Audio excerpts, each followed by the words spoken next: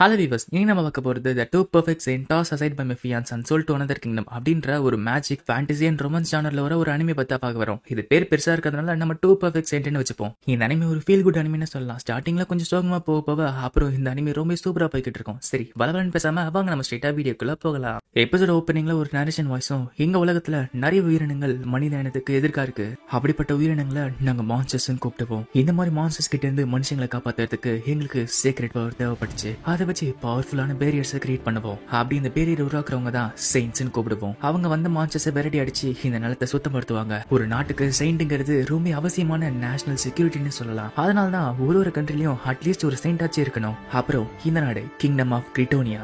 இந்த நாட்டை தான் greatest saint of all time அப்படின்ற ஒரு செயின்ட் இருக்காங்க. அவங்களோட பேரு ஃபீலியா ஹடனவர். இப்போ அந்த செயின்ட் ஃபீலியாவும் வர இதை பார்த்து அங்க இருக்க மக்களும் அங்க இருக்க மான்ஸ்டர்ஸ் அடிச்சுட்டு வந்துட்டு இருக்காங்க போல. வழக்கம் போல அவங்க தான் மான்ஸ்டர் அடிக்க போயிருக்காங்க போல. அவங்கள தான் கிரேட்டஸ்ட் கூப்பிட்டு இருக்காங்களா, அந்த பேருக்கு ஏற்ற மாதிரி இருக்காங்கல்ல. இந்த ஃபீலியா ஹடனர் தான் ஒரு பெர்ஃபெக்ட் செயின்ட்னு சொல்லலாம். அவங்களால செய்ய முடியாதது எதுவுமே கிடையாது. ஆனா இந்த செயின்ட் கிட்டயும் ஒரே ஒரு குறை இருக்கு. இப்போ அந்த செயின்ட் பொறுவரோ அம்மாவோ இங்க வருது செயின்ட் அவங்களுக்கு குட் மார்னிங் சொல்ல அந்த பையனும் குட் மார்னிங் செயின்ட் ஃபீலியான்னு சொல்ல ஃபீலியாவும் முறைச்சுக்கிட்டே அந்த பையனை பாக்குறா. அப்புறம் தான் அந்த நரேஷன் சொல்றாங்க, இவளுக்கு இருக்க ஒரே குறை அவளோட சிரிப்பு. ஃபீலியாவும் முகத்தை உருவனை வச்சுக்கிட்டு குட் மார்னிங் சொல்ல இதை பார்த்து அந்த பையனும் பயந்துகிட்டு இருக்கான். ஒரு செயின்ட்ன்றவங்க மக்களால கொண்டாடப்பட வேண்டியவங்க. ஆனா செயின்ட் ஃபீலியா எப்பவுமே சிரிச்சதே கிடையாது. அப்படியே அந்த எபிலாக் முடிஞ்சு டைட்டில் போடுறாங்க. இப்போ ஃபீலியாவும் போய்கிட்டு இருக்க அங்க ஒருத்தர் பார்த்துட்டு, அட இந்த அழகான பொண்ணு யார் அப்படின்னு கேட்க அங்க இருக்க கடைக்காரரோ, ஓ ஜிரிட்டோனியாக்கு நீ தான் ஃபர்ஸ்ட் டே வந்திருக்கல அப்படின்னா உனக்கு அவளை பத்தி தெரிஞ்சிருக்காது. அவதான் எங்களோட செயின்ட். ஜிரிட்டோனியால இப்போதைக்கு 2 பேர் இருக்காங்க. இன்னொருத்தவங்க செயின்ட் மியா. அவங்க ரொம்ப உற்சாகமா ரொம்ப ஹாப்பியா இருக்கிறவங்க.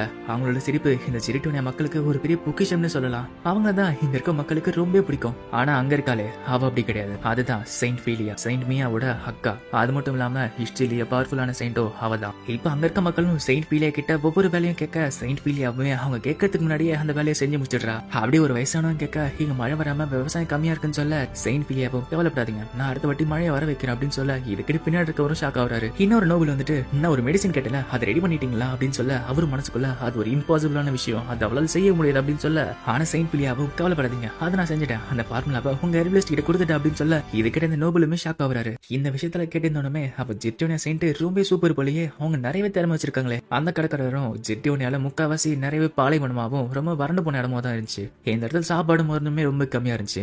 இந்த செயின்ட் வந்த அப்புறம் தான் எங்க நிலைமை மாறுச்சு. ஆனா அவகிட்ட இருக்க பெரிய பிரச்சனை என்னன்னா அவ ரொம்ப பெர்ஃபெக்டா இருக்கிறவ. அதனால மத்தவங்க வேலையை எடுத்து இவ செய்ய ஆரம்பிச்சிட்டா. அந்த மாதிரி மத்தவங்களோட வேலையை போறதுனால நிறைய பேர் அவளை வெறுக்க ஆரம்பிச்சாங்க. இப்போ ஃபீலியாவ தன்னோட வீட்டுக்கு போவ அவளோட அம்மாவுமே, ஃபீலியா ஒரு சாதாரண விஷயத்தை செய்யறதுக்கு ஏன் எவ்வளவு நேரம் ஆச்சு அப்படின்னு கேட்க ஃபீலியாவும் அவள வேலையை செஞ்சுட்டு என்ன மன்னிச்சிருங்க அம்மான்னு சொல்ல அவங்க அம்மாவும், நீ சரியான ஒரு பேத்து போயிட்டு நீ இவ்வளவு நாள் கழிச்சு செயின்டானுங்கிறது எனக்கு இப்போ புரியுது. நீ வேணா உன்னோட தங்கச்சியுமே பாரு, அவ எப்படி இருக்கா, ஒரே வருஷத்துல செயின்ட் ட்ரைனிங் முடிச்சு இந்த மாதிரி மக்களால கொண்டாடப்படுறா. உன்ன மாதிரி இல்லாம முகத்துல சிரிப்போட எல்லாரையும் சந்தோஷப்படுத்திட்டு இருக்கா. மக்கள் விரும்புற மாதிரியே இந்த நாட்டுக்கு தேவைப்படுற செயின்ட் அவதான். ஆனா உணவு மத்தவங்களோட வேலையை பெண்ணுங்க நீ செஞ்சிட்டு இருக்க. இது இல்லாம நீ ஒரு பெர்ஃபெக்டா இருக்கிறத ப்ரூவ் பண்றதுக்கோசம் இப்படி பண்ணிட்டு இருக்க. ஆனா உன்னோட தங்கச்சி பாரு, உனக்கே ஒரு மாடலா இருந்து எல்லாத்தையும் செஞ்சிட்டு இருக்கா. நீ செயின்ட் கிட்ட நினைச்சாலே எல்லாருமே வெக்கப்படுவாங்க. ஒரு நோபலோட பார்ட்டிக்கு போனா எந்த ஒரு எக்ஸ்பிரஷன் கொடுக்காம வந்துட்டு இருக்கா. அதனால எங்களுக்கு எவ்வளவு பெரிய பிரச்சனை வந்துட்டு இருக்கு தெரியுமா. அப்பயுமே இவ்வளவு திட்டி வாங்கிட்டு செயின்ட் ஃபீலியா என்ன மன்னிச்சிருங்க அப்படின்னு சொல்றா. அவங்க அம்மா அப்பயுமே அவளை திட்டிட்டு அவளை குறை சொல்லிட்டு அவளோட தங்கச்சி மியாவோட கம்பேர் பண்ணி பேசிட்டு இருக்காங்க. ஃபீலியாவும் எல்லாம் எப்படி நடந்துச்சுன்னு எனக்கு தெரியல. ஒரு செயின்டோட வேலை தன்னோட பவர் வச்சுக்கிட்டு மக்களுக்கு ஹெல்ப் பண்ணி இந்த ராஜ்யத்தை வளர வைக்கிறது. அப்படிதான் எனக்கு கத்து கொடுத்தாங்க. இருந்தாலுமே நான் எந்த அளவுக்கு வேலை செஞ்சாலும், நான் எந்த அளவுக்கு வேலை முடிச்சாலும் ஏதோ ஒரு காரணம், ஏதோ ஒரு விஷயத்தினால எனக்கு ஒரு தடைகளா வந்துகிட்டு இருக்கு.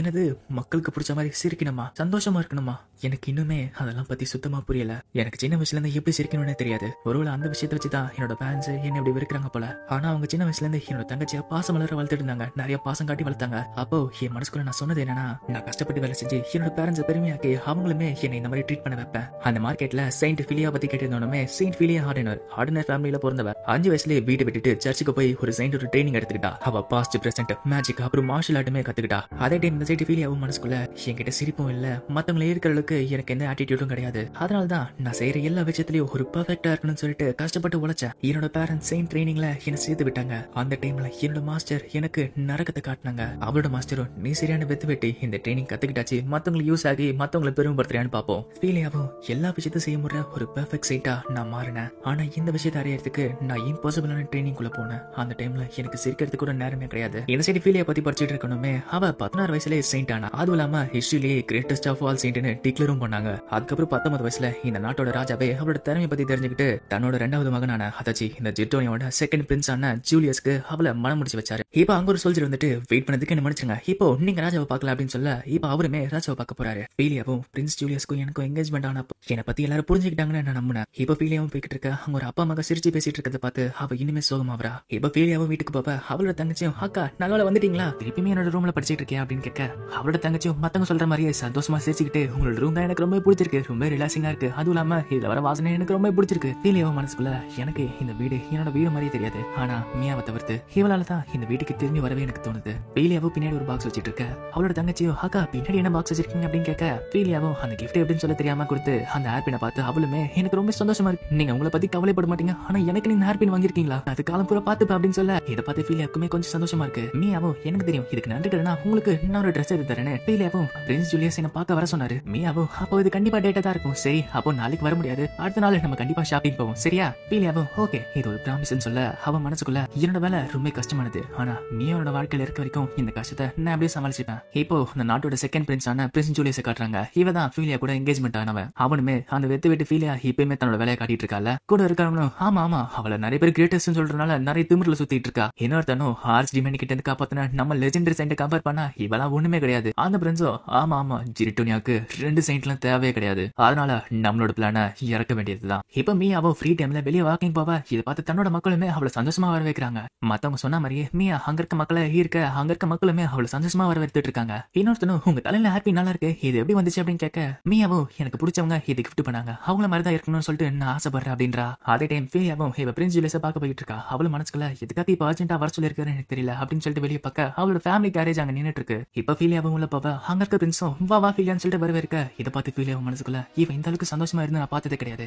பிரின்ஸ் ஜூலியஸ் நீங்க ரொம்ப சந்தோஷமா இருக்கீங்களே, என்ன நல்ல விஷயம் அப்படின்னு கேட்க பிரின்ஸ் ஜூலியஸும் ஆமா இருக்கிறதுலே ஒரு பெரிய நல்ல விஷயம் இது, ஃபீலியா ஆடனர் இப்போதுல இருந்து நம்மளோட என்கேஜ்மெண்ட் ஆபிஷியலி டெர்மினேட் ஆகுது. இதுக்கிட்ட ஃபீலியாவும் ஒரு பெரிய ஷாக்ல இருக்கா. அவளுக்கும் ஒன்னும் புரியல. அவளுமே என்ன கொஞ்சம் எக்ஸ்பிளைன் பண்றீங்களா அப்படின்னு கேட்க பிரின்ஸ் ஜூலியஸும் ஆமா நான் உன்னோட தங்கச்சி மியாவை கல்யாணம் பண்றதா முடிவு பண்ணிட்டேன், நீ எல்லா விஷயத்திலயும் பெர்ஃபெக்ட்டா இருக்கா, இல்ல ரொம்ப பெர்ஃபெக்ட்டா இருக்கா, அது எனக்கு சுத்தமா பிடிக்கல, அதுவும் இல்லாம சிரிக்காம கொள்ளாம ஒரு ஆட்டிடியூட காட்டிக்கிட்டு இருக்க, ஆனா உன்னை கம்பேர் பண்ணும்போது உன்னோட தங்கச்சி மியா உன்னோட எவ்வளவு பெட்டரா இருக்கா, அவ அழகா இருக்கா, மக்களை இருக்கிற ஒரு பெர்ஃபெக்ட்டான செயின்டா அவதான் இருக்கா. ஒருவேளை அடனர் ஃபேமிலில ஒரு செயின்ட் நீ கல்யாணம் பண்ணா யாரா இருந்தாலும் மியா தான் சூஸ் பண்ணுவாங்க. ஃபீலியாவும் இதை பத்தி நீங்க மியா கிட்ட சொல்லிட்டீங்களா அப்படின்னு கேட்க பிரின்ஸ் ஜூலியஸும் இல்ல இன்னும் சொல்லல, ஆனா அந்த பார்ட்டில அவ என்ன சார்ந்தே பேசிட்டு இருந்தா, அதனால எனக்கு கண்டிப்பா தெரியும் அவனை சூஸ் பண்ணுவான்னு. இப்ப பின்னாடி ஏதோ சத்தம் எங்க திரும்பி பார்த்தா அவரோட அப்பா அம்மா அங்க வந்திருக்காங்க. அவங்க அப்பாவும் பிரின்ஸ் ஜூலியஸ் தான் இந்த ஐடியாவே எங்களுக்கு சொன்னாரு, அதனால நாங்களுமே இதுக்கு ஒத்துக்கிட்டோம். ஃபீலியா உன்னோட தங்கச்சி மியாவோட சந்தோஷத்துக்காக நீ எல்லாத்தையும் விட்டுதான் ஆகணும், உன்னை விட உன்னோட தங்கச்சி ஒரு ராணியா இந்த நாடு நல்லாவே பாத்துப்பா. ஃபீலியாவும் மனசுக்குள்ள மியாவுக்கு இது சந்தோஷத்தை கொடுக்கணும் நான் ஒத்துக்கிறேன் அப்படின்னு சொல்லி யோசிச்சுட்டு இருக்க அந்த பிரின்ஸும் ஆனா இதுல ஒரு பெரிய பிரச்சனை இருக்கு, உன்னோட தங்கச்சி மியா நீ பாவம் நினைச்சு இதை வேணாம்னு சொல்லிடுவா, அதனாலதான் பக்கத்து கட்டி பேர்ன கொட்டாக்கு உன்னை விக்கலான முடிவு பண்ணிட்டேன். இதுக்கிட்ட ஃபீலியாக்கு ஒன்னும் புரியல,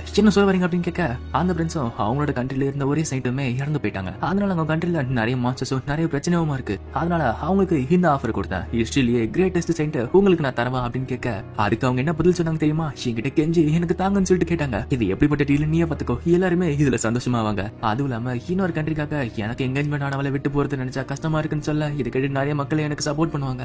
அதே மாதிரி ஆடனார் ஃபேமிலிக்கு இதுல வர ப்ராஃபிட்ல 30% அவங்களுக்கு போகும். இந்த விஷயத்தை கேட்டு கண்டிப்பா மியாவும் சந்தோஷப்பட்டு என்ன கல்யாணம் பண்ணிப்பா.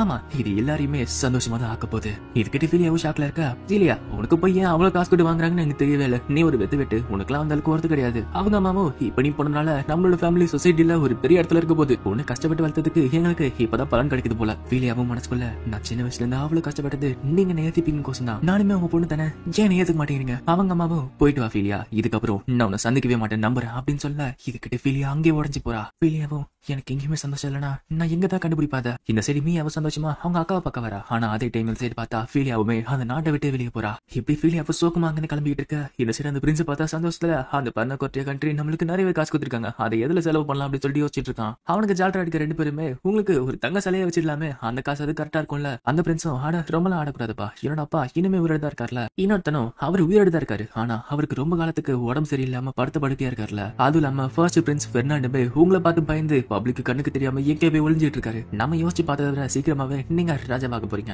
அந்த பிரின்ஸும் ஆமா ஜிரிட்டோனியோட சிம்மாசனமும் எனக்கு தான், மியாவும் எனக்கு தான். இந்த சைடு ஃபீலியாவுமே அந்த நாட்டை விட்டு வெளியே வந்துட்டா. அவளுமே நான் எதுவுமே செய்யாம இருந்து பலகாலம் ஆகுதுல, எனக்கு இந்த மாதிரி ஃப்ரீ டைம்ல என்ன பண்ணுங்கிறது தெரியல. நான் போற கண்ட்ரியோட பேரு பர்னா குர்டா. என்ன அவங்க நிறைய காசு கொடுத்து இங்க வர வச்சிருக்காங்க, அதாச்சு வாங்கிருக்காங்க. கொடுத்த காசுக்கு ஏத்த மாதிரி கண்டிப்பா என்ன புரிஞ்செடுக்க போறாங்க, ஒரு அடிமை மாதிரி கண்டிப்பா என்ன வேலை செய்ய வைப்பாங்கன்னு நினைக்கிறேன். இப்ப அதெல்லாம் யோசிச்சு ஏதோ போறது இல்ல, நான் எங்க போனாலும் என்னோட கடமை சேம் தான். ஒரு செயின்டா நான் கஷ்டப்பட்டு கஷ்டப்பட்டு உழைச்சி என்னோட கடமை செய்யணும். ஆனா எதுக்காக நான் கஷ்டப்பட்டு உழைக்கணும், யாருக்காக இதெல்லாம் பண்ணணும், இப்படி இவளும் யோசிச்சுட்டு இருக்க. அவளுமே அந்த கண்ட்ரிக்கு வந்துட்டா. அங்க வண்டி ஓட்டுறவருமே இவ்வளவு தூரம் தான் அவங்க கூட்டு வர முடியும் அப்படின்னு சொல்ல அங்கேயே இறக்கி விட்டுறாங்க அவளை. இப்போ ஃபீலியாவுமே அந்த பார்டர் கடந்து அந்த சைடுக்கு போயிட்டு இருக்கா. ஃபீலியாவும் அவளை மதிக்கவே மாட்டாங்க, கேவலமா ட்ரீட் பண்ணாங்கன்னு சொல்லிட்டு அந்த பார்டர் கடந்து போக பார்த்தா அவளுக்கு ராஜ மரியாதையோட அங்க வரவேற்கிறாங்க. அங்க எதுக்க பார்த்தா ஃபீலியா பத்தி கேட்டுட்டு இருந்தவன் அங்க நின்னுட்டு இருக்கான். ஃபீலியாவுக்குமே அங்க என்ன நடக்குது, எதுக்காக வந்திருக்காங்கன்னு ஒண்ணுமே புரியல. அங்க இருக்கிறவனும் உங்களை பர்னா கோட்ராக்கு நான் வர வைக்கிறேன். இதை பார்த்து ஃபீலியாவுக்குமே ரொம்ப ஷாக்கா இருக்கு. ஆனா ஃபீலி இதெல்லாம் பார்த்து புரியாம அவ்வளவு அவளோட மனசுக்குள்ள, ஆமா எனக்கு நிறையவே காசு கொடுத்துருக்காங்களே, அதனால என்ன நல்லா தான் பாத்துப்பாங்க போல. எனக்கு தெரிஞ்சு இந்த கண்ட்ரி கேபிட்டலுக்கு போன உடனே என்னோட கடமையை நான் செஞ்சாகணும் போல. இப்போ ஃபீலியாவும் அந்த கேபிட்டலோட சர்ச்சுக்கு போவா. அங்க பார்த்தா அவளுக்கு இன்னுமே நல்லா வர வைக்கிறாங்க. அங்க இருக்காரும் செயின்ட் ஃபீலியா, உங்களை நாங்க எங்க சர்ச்சுக்கு வர வைக்கிறோம், நான் தான் இந்த சர்ச்சோட ஹெட், என்னோட பேரு பியோன், நீங்க இங்க வந்ததுல எங்களுக்கு ரொம்ப சந்தோஷம் அப்படின்னு சொல்ல ஃபீலியாவும் இதை பார்த்து ஒண்ணும் புரியாம நான் இன்னைக்கு என்ன செய்யணும் அப்படின்னு கேட்க அவரு இன்னைக்கு உங்களோட டியூட்டியா அதாச்சு இந்த பார்ட்டியா நல்லா என்ஜாய் பண்றது. ஃபீலியாவுக்குமே ஒண்ணும் புரியாம ரொம்ப நன்றி அப்படின்றா. ஃபீலியாவும் அங்க இருக்க சாலட சாப்பிட்டு அட இது நல்லா இருக்குன்னு சொல்லி யோசிச்சுட்டு இருக்க. அங்க இருக்கிறவங்க அங்க வந்துட்டு அட அந்த சாலட் நல்லா இருக்குல்ல அப்படின்னு கேட்க ஃபீலியாவும் ஆமால இவன் தான் என்ன எக்ஸ்போர்ட் பண்ணால. அங்க இருக்கிறவங்களும் நீங்க சாப்பிடுறீங்களா அந்த காய்கறியில நான் தான் வளர்த்தேன், எங்க நாட்டுல அந்த அளவுக்கு மழை கிடையாதுல, அதனால இந்த காய்கறி எல்லாம் வளர்க்கறதுக்கு ரொம்பவே கஷ்டப்பட்டேன். ஃபீலியாவும் ஓ இவர் ஒரு விவசாயி போல அப்படின்னு சொல்லிட்டு உங்களுக்கு மழை வேணும்னா அப்படின்னு சொல்ல வரதுக்குள்ள பின்னாடி அந்த சர்ச்சோட ஹெட் வந்துட்டு பிரின்ஸ் ஓஸ்வால்ட் அப்படின்னு கூப்பிட்டு இதை பார்த்து அவளும் ஓ அப்ப இவர் பிரின்ஸா.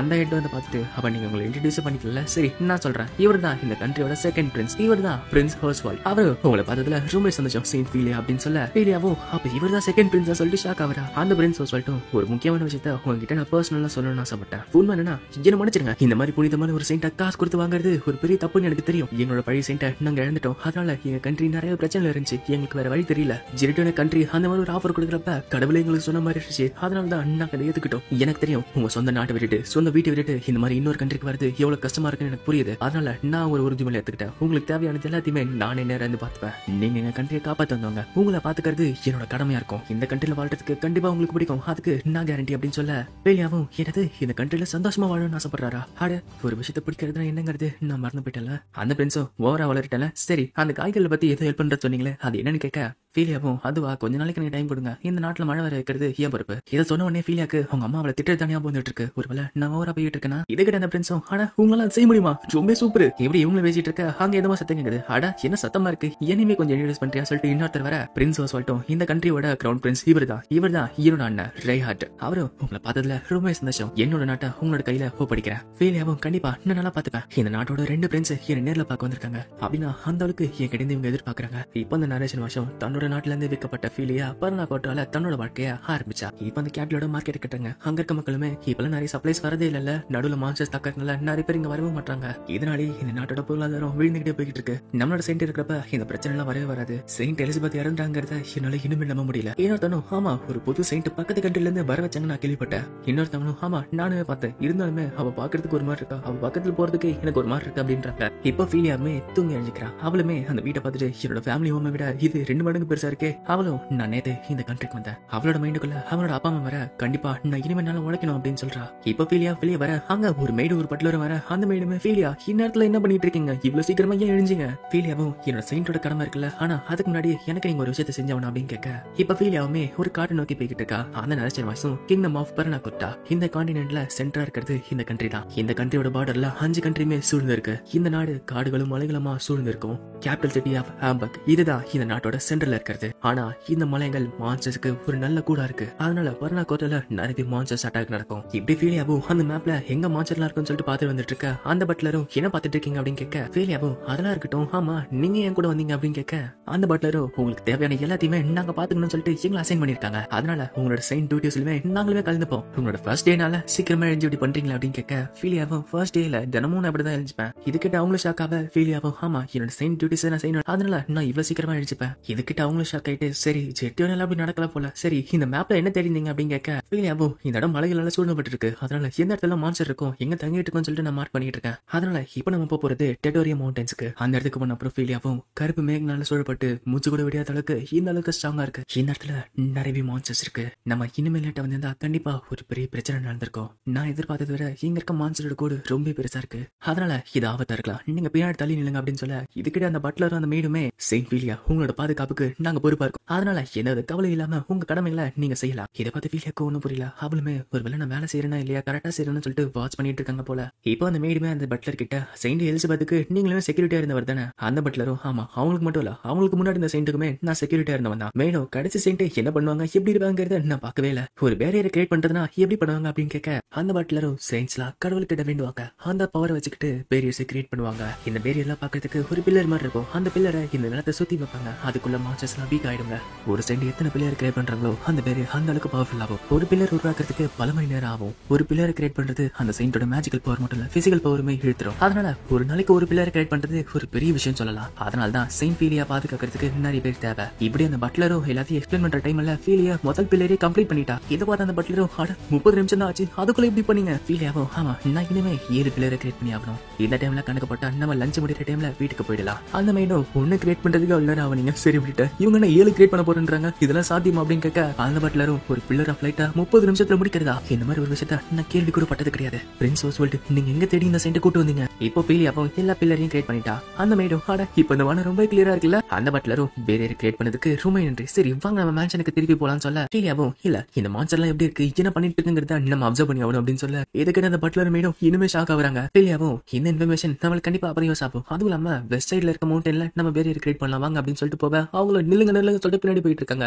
இப்போ எல்லாம் முடிஞ்சு நைட்டே ஆயிடுச்சு. ஃபீலியாவும் உங்களை காக்க வச்சதுக்கு என்ன மன்னிச்சிருங்க அப்படின்னு சொல்ல, அந்த மேடும் பட்லரும் அதெல்லாம் ஒரு பிரச்சனையும் இல்ல, ஆனா ஃபர்ஸ்ட் டேல இவ்வளவு வேலை செஞ்சிருக்கீங்க, ரொம்ப பெரிய விஷயம் தான். ஆனா அவங்க மனசுக்குள்ள செயின்ட் ஃபீலியா எங்களுக்கு பிரேக்க கொடுக்காம பூல் எடுத்துட்டாங்க போ. ஆனா இந்த சைடு பார்த்தா ஃபீலியாவும் நான் இனிமே கொஞ்சம் பேரியர் கிரியேட் பண்ணலாம்னு யோசிச்சேன். ஆனா பிரின்ஸ் ஓஸ்வால்ட் எங்க மழை பெய்ய வைக்கணும்னாரு, அதுக்கு நான் ப்ரிப்பேர் பண்ணி ஆகணும். ஆனா நீங்க 2 பேர் பேரியர் கிரியேட் பண்ண வேணாம்னு சொல்லிட்டு கெஞ்சிங்க நினைச்சு கூட பார்க்கலாம்னு சொல்ல, அந்த பிளாஷ்பேக்ல அந்த பட்லர் மேடுமே செயின்ட் ஃபீலியா இன்னும் எவ்வளவு பண்ண போறீங்க, நம்ம வீட்டுக்கு போலாம்னு சொல்லிட்டு கூட்டு போயிட்டு இருக்காங்க. அந்த பட்லரும் ஹிஸ்டரியில இருக்க சயின்ஸை விட நீங்க 3 மடங்கு வேலையை இன்னைக்கு செஞ்சிருக்கீங்க. இங்க இருக்க மக்கள் கிட்ட பேசி ஒரு மெடிசனை புதுசா கிரியேட் பண்ணிருக்கீங்க. அதுவும் இல்லாம ஒரு டேமுக்கு பிளான் வர வரைஞ்சு கொடுத்துருக்கீங்க. அந்த மேடம் ஆனா இப்ப நீங்க பண்ண விஷயம் எல்லாமே செயின்டோட வேலை கிடையாது, ஏன் செஞ்சீங்க அப்படின்னு கேட்க, ஃபீலியாவோ என்னது இதெல்லாம் செயின்டோட வேலை கிடையாது அப்படின்னு கேட்க, அந்த மேடமே ஆமா நான் கேள்விப்பட்ட வரைக்கும் இதெல்லாம் கிடையாது. ஃபீலியாவோ அவளோட ட்ரைனிங் நினைச்சு பார்த்துட்டு ஒரு செயின்ட் தான் நாட்டுல இருக்க எல்லா நோயை இருக்கணும், அதனால மெடிசின், அக்ரிகல்ச்சர், இன்ஜினியரிங் சொல்லிட்டு எல்லாத்தையுமே கத்துக்கிட்டு ஆகணும். என்னால என்ன கத்துக்க முடியுமோ நான் எல்லாத்தையுமே கத்துக்கிட்டேன். அதுவும் இல்லாம எனக்கு இப்பதான் ஞாபகம் வருது, நான் புது மெடிசின்லாம் கிரியேட் பண்ணா பிரின்ஸ் ஜூலியஸ் அது ஒரு வெத்து வெட்டு வேலைன்னு சொல்லிட்டு என்ன கலாச்சிட்டு பாரு. அந்த பட்லரும் சரி அதெல்லாம் விடுங்க, நாளைக்கு நீங்க கொஞ்சம் ரெஸ்ட் எடுங்க, நீங்க லீவ் எடுத்துக்கோங்க அப்படின்னு சொல்ல, ஃபீலியாவும் எனது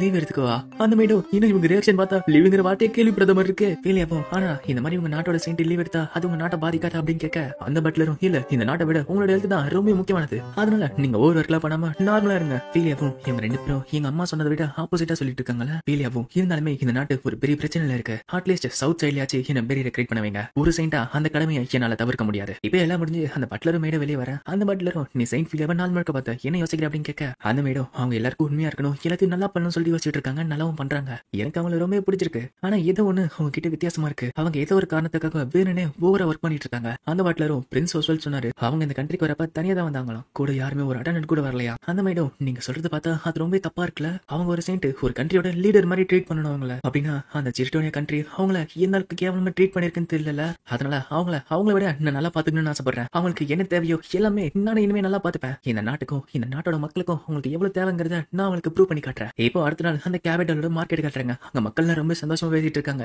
இங்க பாத்தியா பல காலம் கழிச்சு நம்மளுக்கு ஸ்டாக்ல திருப்பி வந்துட்டு இருக்கு, இது எல்லாமே காரணம் அந்த புதுசா வந்த செயின்ட் தான். நான் கேள்விப்பட்டேன் காலையில இருந்து சாயங்காலம் வரைக்கும் அவங்க கஷ்டப்பட்டு வேலை செஞ்சாங்களாப்பா, இது எல்லாமே நம்மளுக்காக தானா. செயின்ட் எலிசபெத்துக்கு அப்புறம் இப்படி ஒரு செயின்ட் கிடைப்பாங்க சொல்லிட்டு நான் எதிர்பார்க்கவேன்னு சொல்லிட்டு சந்தோஷமா பேசிட்டு இருக்காங்க. அப்படியே இந்த சைடு பார்த்தா மியாவோ என்னோட சிஸ்டர் ஃபீலியா எல்லாத்துலயுமே பெர்ஃபெக்ட்டா இருந்தவங்க, அவங்க கிட்ட இருந்த சக்தி அவங்களுக்கு கிரேட்டஸ்ட் ஆஃப் ஆல் டைம்ங்கிற டைட்டில் வாங்கி கொடுத்துச்சு. அதுவும் இல்லாம அவங்க ரொம்ப அன்பாவும் ரொம்ப சின்சியராவும் இருந்தாங்க, அவங்கள மாதிரி தான் இருக்குன்னு சொல்லிட்டு நான் ரொம்ப ஆசைப்பட்டேன். மியாவும் சந்தோஷமா அவளோட அக்கா ரூம் போக பார்த்தா அந்த ரூம்ல அவளோட அக்கா அங்க இல்ல. மியாவும் ஆனா இப்போ அவங்க இல்லாம நான் என்ன பண்ணிட்டு இருக்கேன், என்ன பண்ணணும்? இன்சைட் அந்த பிரின்ஸ் ஜுவல்ஸ் கட்ட அங்க ஒருத்தர் வந்துட்டு ஒரு பெரிய எமர்ஜென்சி, மான்ஸ்டர்ஸ் நம்ம கிங்டம் ஃபுல்லாவே சூழ்ந்து வந்துட்டு இருக்குங்க, ஹண்டர்ஸாலையும் அட்வென்ச்சர்ஸாலையும் இதை தாக்க பிடிக்க முடியல. அந்த பிரின்ஸோ ஏன் எப்படி நடக்குது, நம்ம தான் ஹண்டிங் குரூப் அப்பா அமைச்சிட்டு இருக்கோம்ல எப்படி நடக்குது அப்படின்னு கேட்க, அங்க இருக்கிறவரும் செயின்ட் ஃபீலியா அதெல்லாம் பாத்துக்கிறேன்னு சொன்னாங்க, அவங்க தான் பாத்துட்டு இருந்தாங்க, அதனால அவங்க யாருமே போலையா. அந்த பிரின்ஸோ இப்பதான் தொல்ல போச்சுன்னு நினைச்சா திரும்பி பிடிச்சி வலிச்சிட்டு இருக்கானுங்களே, நம்ம கிட்ட நம்ம பணம் இருக்குல்ல அதை வச்சுட்டு என்ன வேணா செய்யுங்க, முதல்ல அந்த மான்ஸ்டர்ஸ் அழிப்போம், எக்காரந்து கொண்டும் அந்த மான்ஸ்டர்ஸ் கேபிட்டலுக்கு வர விடாதீங்க. இப்போ அந்த நாட்டோட மார்க்கெட் கட்டுறாங்க, அங்க இருக்க மக்களுமே செயின்ட் ஃபீலியா போன அப்புறம் நிறைய பிரச்சனை நடந்துட்டு இருக்குல்ல. ஆமா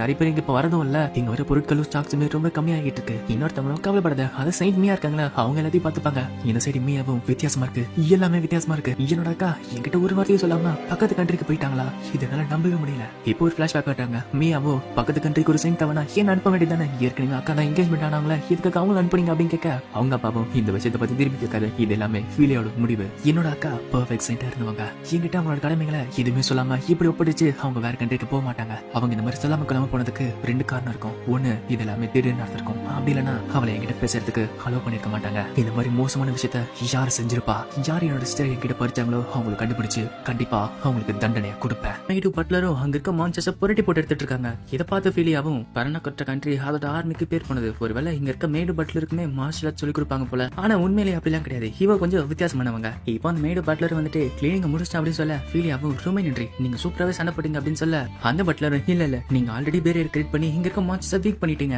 அதனாலதான் எங்களுக்கு வேலை மிச்சமாகி ஈஸி ஆயிடுச்சு. அது விடுங்க, முன்னாடி ஒரு போர்ஷன் கொடுத்தீங்களா, அது குடிச்ச அப்புறம் எனக்கு வாலிப வயசு வந்த மாதிரி நான் சண்டை போட ஆரம்பிச்சேன். இங்க பாருங்க என் முடி கூட எந்த அளவுக்கு கருமையாயிடுச்சுன்னு. அந்த மேடும் ஆமாமா எனக்குமே அப்படிதான் இருந்துச்சு, நானுமே உற்சாகமா இருந்தேன். செயின் ஃபீலியா உங்களுக்கு நிறையவே திறமை இருக்கு. ஃபீலியாவோ அப்படிலாம் ஒண்ணு யோசிக்காதீங்க, அது வெறும் சாதாரண ஒரு போர்ஷன் தான். அந்த மேடும் நான் ரொம்ப நேரத்துக்கு யோசிச்சுட்டே இருந்தேன், என்னத்தை எழுதிக்கிட்டு இருக்கீங்க அப்படின்னு கேட்க ஃபீலியாவோ இதுவா எந்த நேரத்துல மான்சர் அதிகமா இருக்கு, எந்த நேரத்துல மான்சர் அக்ரெசிவா இருக்குங்கிறத மார்க் பண்ணிட்டு இருக்கேன். ஆமா இப்பதான் நிறைய மான்சர் வந்துகிட்டு இருக்கு, ஏனே தெரியல. ஃபீலியாவோ அது என்னங்கறத நான் சொல்றேன். நம்ம வாட்டுறது மனுஷங்களோட உலகம், அதே மாதிரி சொர்க்கமும் இருக்கு நரகமும் இருக்கு. இந்த நரகத்தை டீமன் ரெல்ம்னு சொல்லுவோம். இந்த இடத்துல தான் மான்சர் இருக்கும். ஆனா ஒரு சில டைம் கொஞ்சம் மான்சர்ஸ் மேல நம்ம உலகத்துக்கு வர ஆரம்பிக்கும்.